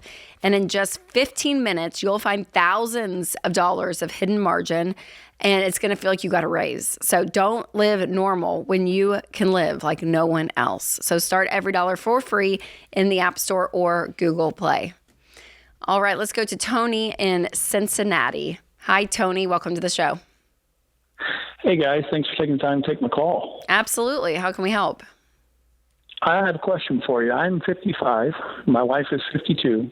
And right now we pay extra on our house every month, and we're on track to have it paid off in about 8 years. The mortgage is a 2.75 interest rate, And I'm wondering if I should not be paying the extra and instead using a portion of it to invest. Oh yeah, it's the common question that we get. Yes, the classic question when it comes to paying your house off early. I mean, the truth is, paying off your house early is more than just a math question, right? You do want to go into retirement without a mortgage, and that's a big piece of this. And I will say this, there are worse things that you could do, right? You could say, yeah, I just want to do this and invest money. But you also want to have a paid for mortgage in 8 years. And so I do believe that a major part of wealth building is not just money in retirement, but also having the peace and security of having a paid off house. And so I would stay the course and I would put the extra, pay off the house in 8 years. And then after that, you can, go hog wild on investing if you want to. Well, I just had my head down. I continued to plow forward, and then I recently started thinking, am I actually doing the right thing by paying this low mortgage rate off early? Right, yeah. And if you look at it from just a math perspective, Tony, sure, you're going to make the spread of 10% in the market. If you have a 2%, on your home on interest that you're paying versus 12% you could be making, right? And just like round numbers. So from a math perspective, that is true. But what is not calculated in the Excel sheets that you create is peace of mind. It really is that. It's that. It is this idea of having complete autonomy over your life and your money, that if whatever happens, they can't take your house. A bank doesn't own you anymore. There is something about that freedom that I promise almost everyone we talk to that pays off their house does not regret it. They don't want to go back in. And we used to make the joke all the time, if you hate having a paid for house, you can go get go get another mortgage if you wanted to. I know that would be at now 6%. So I know that argument doesn't last as much anymore. But there's just, there's an emotional, spiritual side of money and debt that we talk about that a lot of people don't. And again, you can't factor that into your calculations because it's not there. But yeah, I would say stay the course. I think having that paid off home, and then you could go back and reinvest your mortgage payment every month for the rest of, retirement if you want to do that. But having that paid off house is a game changer. Just having something that's truly yours. It's yours. No one can take it from you. Yes. All right, let's go to Cody in Wichita, Kansas. Hi, Cody. Welcome to the show. Thank you for taking time to answer my call. I appreciate it. Absolutely. How can we help today? Yeah, so I'm 23. I own a fencing business, and I'm getting married in about 3 months from now, and I congratulations. need a house to live in. Thank you. And I need somewhere to live, and I can't run my fencing business just out of any place to rent. I can't find really anything. And I'm just wondering, would it be stupid to go borrow about $200,000 to $250,000 to build a house? I would not. I would pause. Just from a couple of things you said, kind of gave me like a head tilt. When you say there's no rentals that I can have to run my business out of. When you make big statements like that, it shows to me that you may not have done all your research. And when you start to limit your options because of a belief system, then you pin yourself in a corner where you're like, the only thing I can do is build a home to make my life what I need it to be. So I would push against that philosophy. Okay. I would implore you to be a little more creative in it. That's thing one. Thing two, I would not build a house my first year of marriage. There are so many decisions, so many things that change in life. You guys just need to enjoy life as a newlywed at 23 years old. You're running your own business. You have enough stress on you, Cody, already. I would get creative, find a rental. I don't know if you even have to rent somewhere else to run the company out of. I don't know what that looks like for you, but I would do that for a year. And then if you guys look up in a year and say, hey, we want to, make a move, then that's when I would start talking about doing something. And then Cody, let's even talk about, since I agree 100% with Rachel, but there is going to come a time when you do want to buy a house and you want to be ready and prepared to do that the right way. And there is a good, better, and best way to do that. And we'll tell you the best way, which is honestly to be out of debt, to have 3 to 6 months of expenses. Do you guys have that right now? Are you guys at that step by chance? No, I am not out of debt. So right now I'm actually in debt quite a ways. Oh, yeah? With fairly good assets. I own a piece of property. I owe about $430,000 on it. It's worth about $700,000. What kind of property? It's just pasture land. I live on a farm. Okay, I bought a pasture. It's 160 acres. So I have cows that I obviously run on that help me make my payment, but I also would like to pay it off. And then I have one vehicle note for I think $30,000, something like that. What about your wife to be? She doesn't have any vehicle loans at all. She has no debt at all.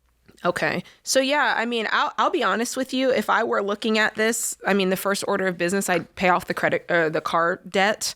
And then this land could be the difference between you guys having a house sooner than later. Unless you're thinking you were going to build something on that land. What was the plan? Yes. So actually, my dad has a bunch of land as well, and he deeded me over just 10 acres to my name. If we were wanting to build a house, he would deed that over to me. Okay. And that'd be separate. That'd be separate than the pasture that you told us about? Yes. So I would have 170 then. Yeah. I love the idea, because you've got this business that you're building that apparently needs a special space for it. I might love the idea of, at the right time, offloading this pasture land, because that might be the money that you need to build something. I mean, cash. how many acres is it, Cody? 160 acres. Okay. So, I mean, yeah, going forward, it's a great asset that you have. So I would make it a goal to pay off the car, because how much will you guys be making a year together? A year together, I think the business is only about 2 years old, and this year I'm projected to make about $150,000 to $200,000. Good job.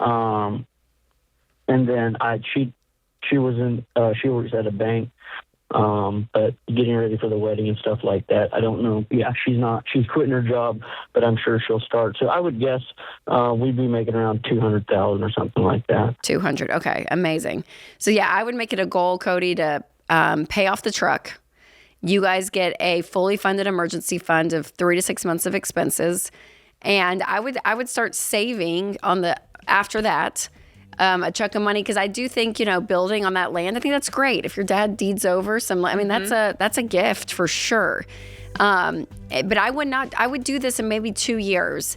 And then if you need more money past the savings, which you will, I might consider selling some of the acreage of the property to help build this. And then you guys are going to have a massive loan of $430,000 that you're going to have to work to pay off. I mean, that's a lot of risk, Cody. I'll just throw it out there. I know it's working out right now, but I'm just telling you, that's a lot of money to pay off.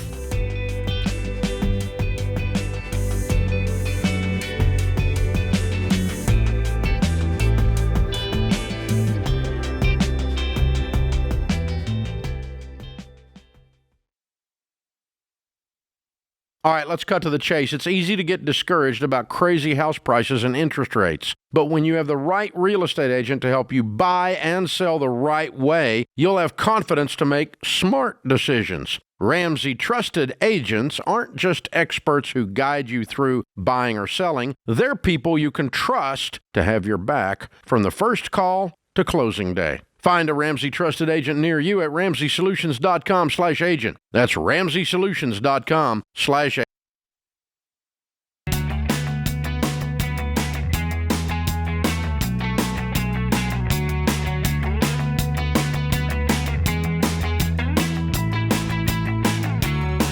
If this show has helped you think differently about money, will you share it with somebody in your life? One of the best ways to spread the word about the show is honestly you guys. It's the word of mouth of how it's helped you, because we want to get as many people as possible to a place where they have financial peace. So make sure to share the show with your friends and family. We would greatly appreciate it. All right, let's go to Ann in Colorado Springs. Hi, Ann. Hi, thanks so much for taking my question. Yes, absolutely. What's up? Well, mine's a little bit different. I'm not calling from a personal standpoint. I'm calling on behalf of my job. I am an executive director of a small nonprofit in rural Colorado. Just a little bit of a backstory that'll maybe help understand things. Mm-hmm. We had to purchase a new facility 5 years ago so we could open a free medical clinic. And prior to that, we did not have a mortgage whatsoever.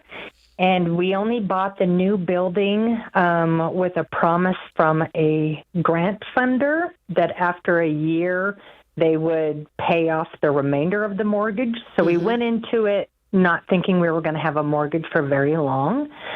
And within that year, when I approached them again, my previous position as I was a fundraiser, it was when Roe v. Wade had fell and they no longer supported pregnancy resource centers, which is what we were. So now we got stuck with a mortgage. Oh, no, so the grant didn't go through.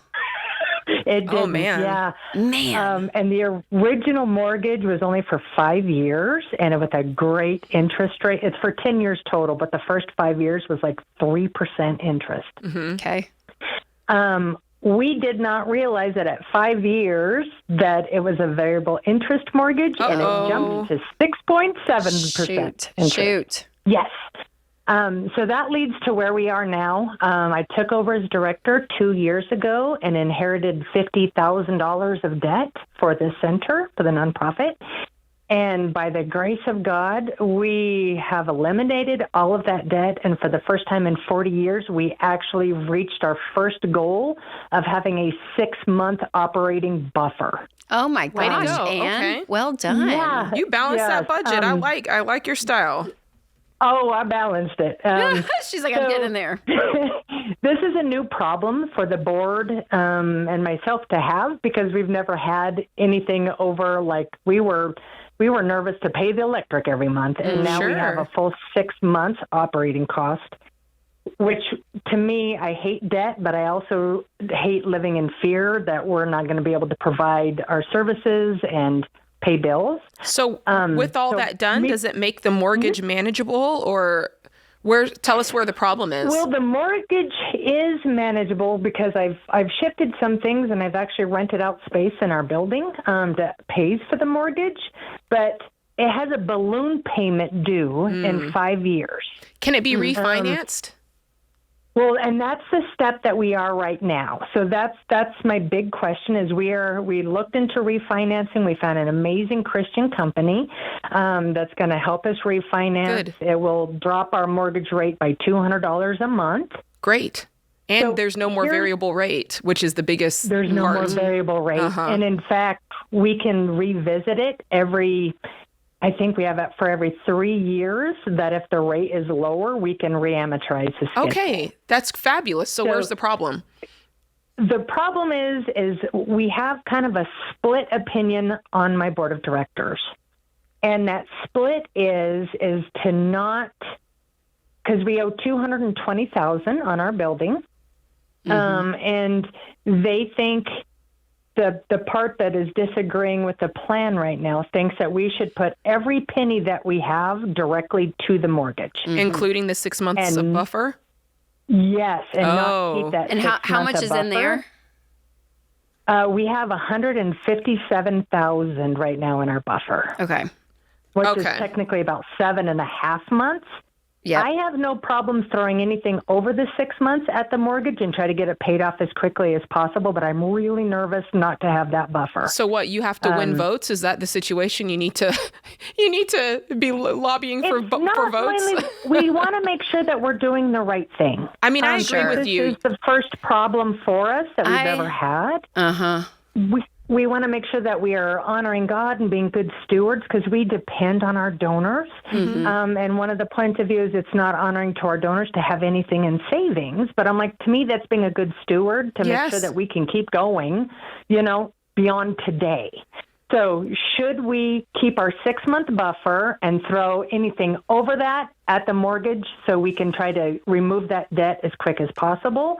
Or should we throw every penny at it to try to erase the debt as quickly? I could even see a split, Anne, personally. If you went down to 3 months, I wonder if you guys could get some agreements because there's a nonprofit that we support. And I remember we looked over the books at one point, and they did have a ton of savings. And even me, Ramsey Solutions, I even kind of was like, okay, well, they can be using some of this money elsewhere, right? So I do wonder, I think that it's a great goal to have eventually again, but I do wonder if there's a little bit of a compromise, Anne, that if you guys are like, hey, let's go down to 4 months or 3 months. And this is kind of even just using the rule of thumb of just even the baby steps from a consumer side, not running a business, of that 3 to 6 month.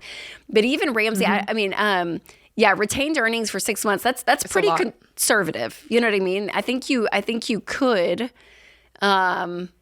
take it down a little bit to throw some cash at this mortgage. And again, part of it is to get everybody on board. And part of it is I think that's an okay move. I would not take it down to zero. That does feel unwise to do that. Yes. To be at zero, no savings, no retained earnings. There's no. Yeah. And you don't get taxed on retained earnings for nonprofit, correct? Correct. Yeah. Okay. So that's great. That's great. We have our 6-month buffer in 4 separate investment accounts that we can access at any time in case there's an emergency.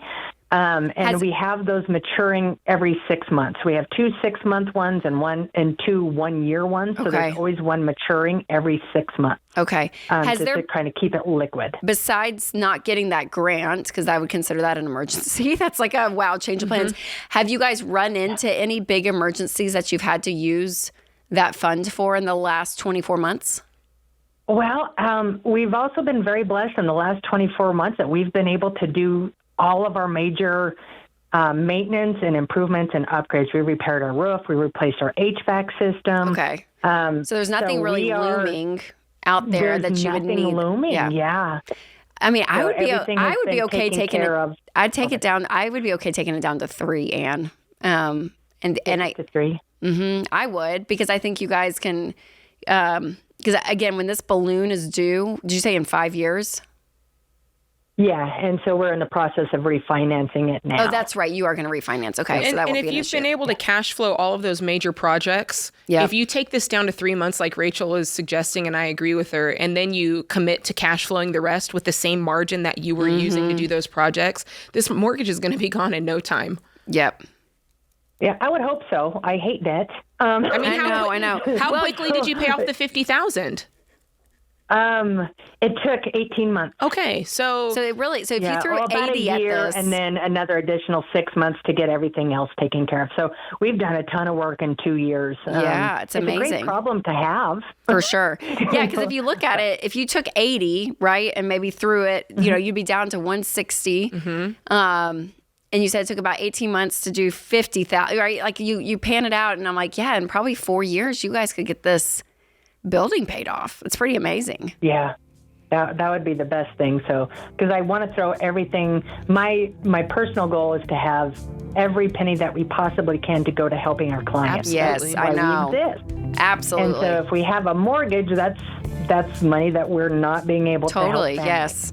Well, you're incredible, Anne. I mean, you took that organization by the reins and you just said, here's what we're doing, and looking at all of it, because to have someone like you in that nonprofit world with that business mind to even look to refinance so you're not stuck with this horrible adjustable rate mortgage, even those moves are so wise, so wise. So well done, Anne.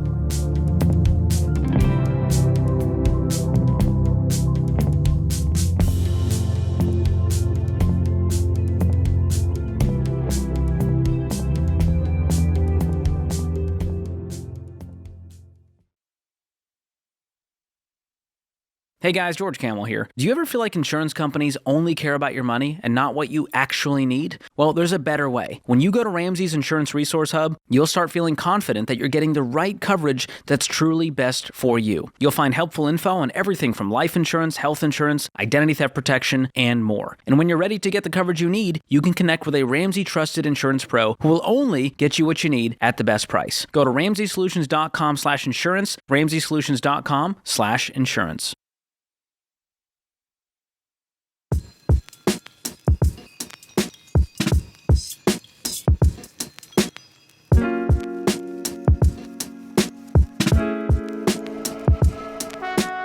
Our scripture of the day is Psalm 104:24. How many are your works, Lord? In wisdom you made them all. The earth is full of your creatures. Vera Wang said, I like that. Vera Wang quotes, when you have a passion for something, then you tend not only to be better at it, but you work harder at it too. Indeed. I would agree with that. Vera Wang. All right, let's go to Linnea in Minneapolis. Hi, welcome to the show. For taking my call today. Yes, absolutely. How can we help? So I got a couple of issues or things going on in a complicated situation. Okay. So first one is me and my husband, we're about $120,000 in debt. We're 28 and about to be 29. I'm finishing college, so that's a lot of it is student loans, some in collections, a car. And right now we make enough money on paper, but we're stuck in this daily pay cycle that our job offers where we're able to cash out our earnings every day. And so it's really detracting from our paychecks, and we're just stuck in this vicious cycle. Every day? And, you can take part of every day. Oh, wow. Yes. Do you get charged a fee or anything, or is it just that's how you're getting paid?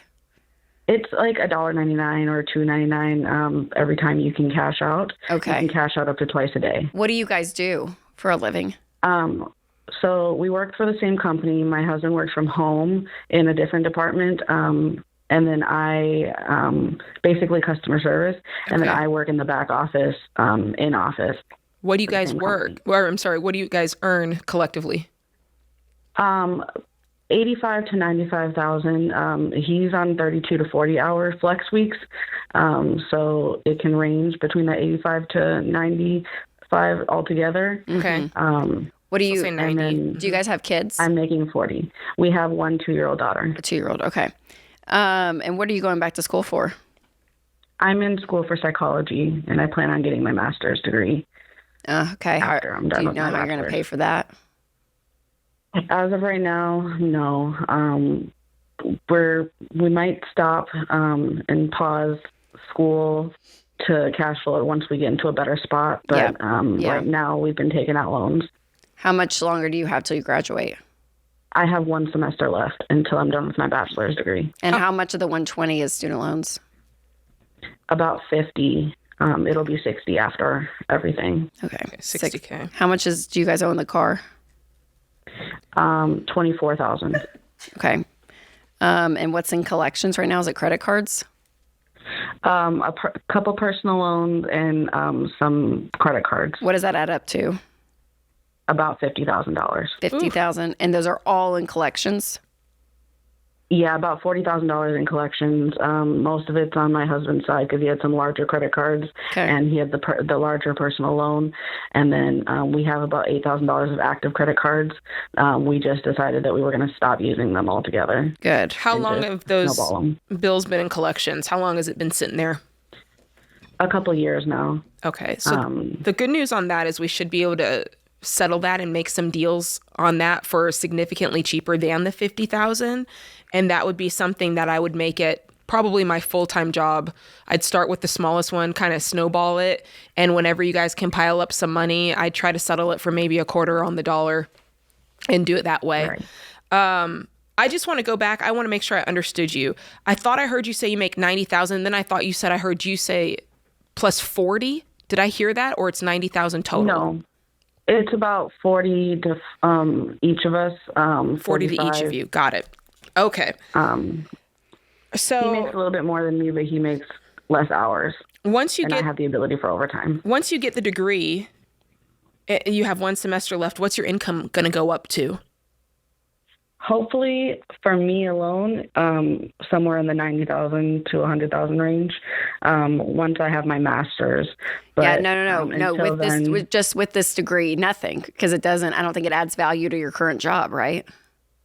No, not really. I can become like a case manager, something like that, for about what I'm making now. Yep. Okay. All right. So the degree is a little bit of a wash, and we're not going to go deeper in debt to get the master's to hopefully make then 100. Yeah, got you. So we are okay. So I mean the number one goal would be to get you guys your head above water just in your current day-to-day bills, so you're not having to have this daily pay deal. Yes. Yeah. I want you on a rhythm. And so what this usually means is you kind of have to like shock the system, which is going to mean working weekends, working nights somewhere. And it's going to probably take, I would think, a good 60 days of another job, Linnea, to get some cash flow in so that you guys have enough in your accounts that you don't have to be waiting on that next paycheck, if that makes sense, that there's enough in there to pay what you guys need for the next one. And so I did something stupid too. I cashed out my 401k. There wasn't much in it. It was $1,600 before taxes. So I have that on the way to just give us a buffer of something so that we can get out of this cycle. And that was the only reason why I did it. Do you know, let's pretend today that you were current and you weren't behind on anything. Do you know with the amount of money that you bring in every month in your minimum payments, are you in the red or are you in the green? No, we make enough money on paper. Yeah. Okay. So when you do your every dollar budget and you plug in, the 90,000, how much is that per month for you guys? So it's about, I think after everything, that gives us a surplus of like. No. Just the amount of your paychecks. Like 6,000-ish probably hits your account, would you say? Should be $20 or $1,200 per check. I get paid biweekly, and then he gets paid around $900. Okay, and nobody's investing, right? No. Okay. So here's what I would say. Do the budget and do it with, I want to know exactly what that margin is going to be. And then the other number I want to know is exactly how much you are behind on today. Mm-hmm. Like what's the deficit for this month? Right now we're in August. So, and we're not even midway through yet. So are you already operating at a deficit, or tell me how this current month looks?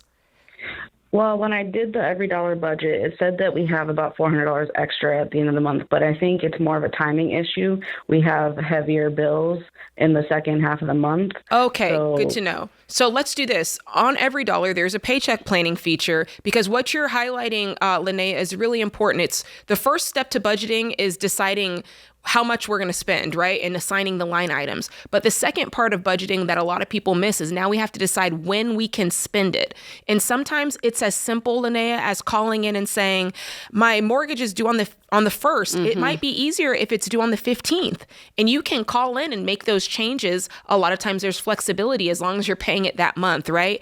And moving things around so that, when I get the first check on the 30th, that's when I pay, bills 1 through 3. And then on the 15th check, that's when I pay the majority of the other bills, right? I pay the 3 biggest ones with the first check, and then I pay all the little ankle biters with the second check.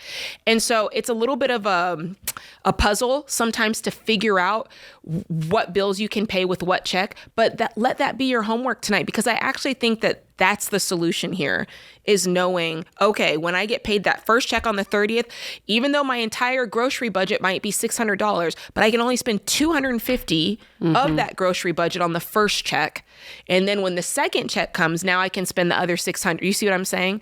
And so that's the puzzle that you guys need to sit down and figure out, because I think you're right. There is enough money there, at least to hit the minimums. And then when you get on that rhythm, like Rachel said, now we can feel really confident about taking the $400 in margin and chucking it away at, whatever credit card or the smallest debt is. Linnea, do you know what you could sell your car for? Carvana says 19,000. That was my second part of my question is I'm having a hard time convincing my husband to let go of it. We just got it in January. It's a 2024 and he's really attached to it. Well, I think if you guys can sell this, if you guys can sell that, maybe get 12,000 for the collections and you start doing it, I think in 3.5 years, your life looks different. Yes. All right, there's ultimately only one way to financial peace, and that's to walk daily with the Prince of Peace, Christ Jesus.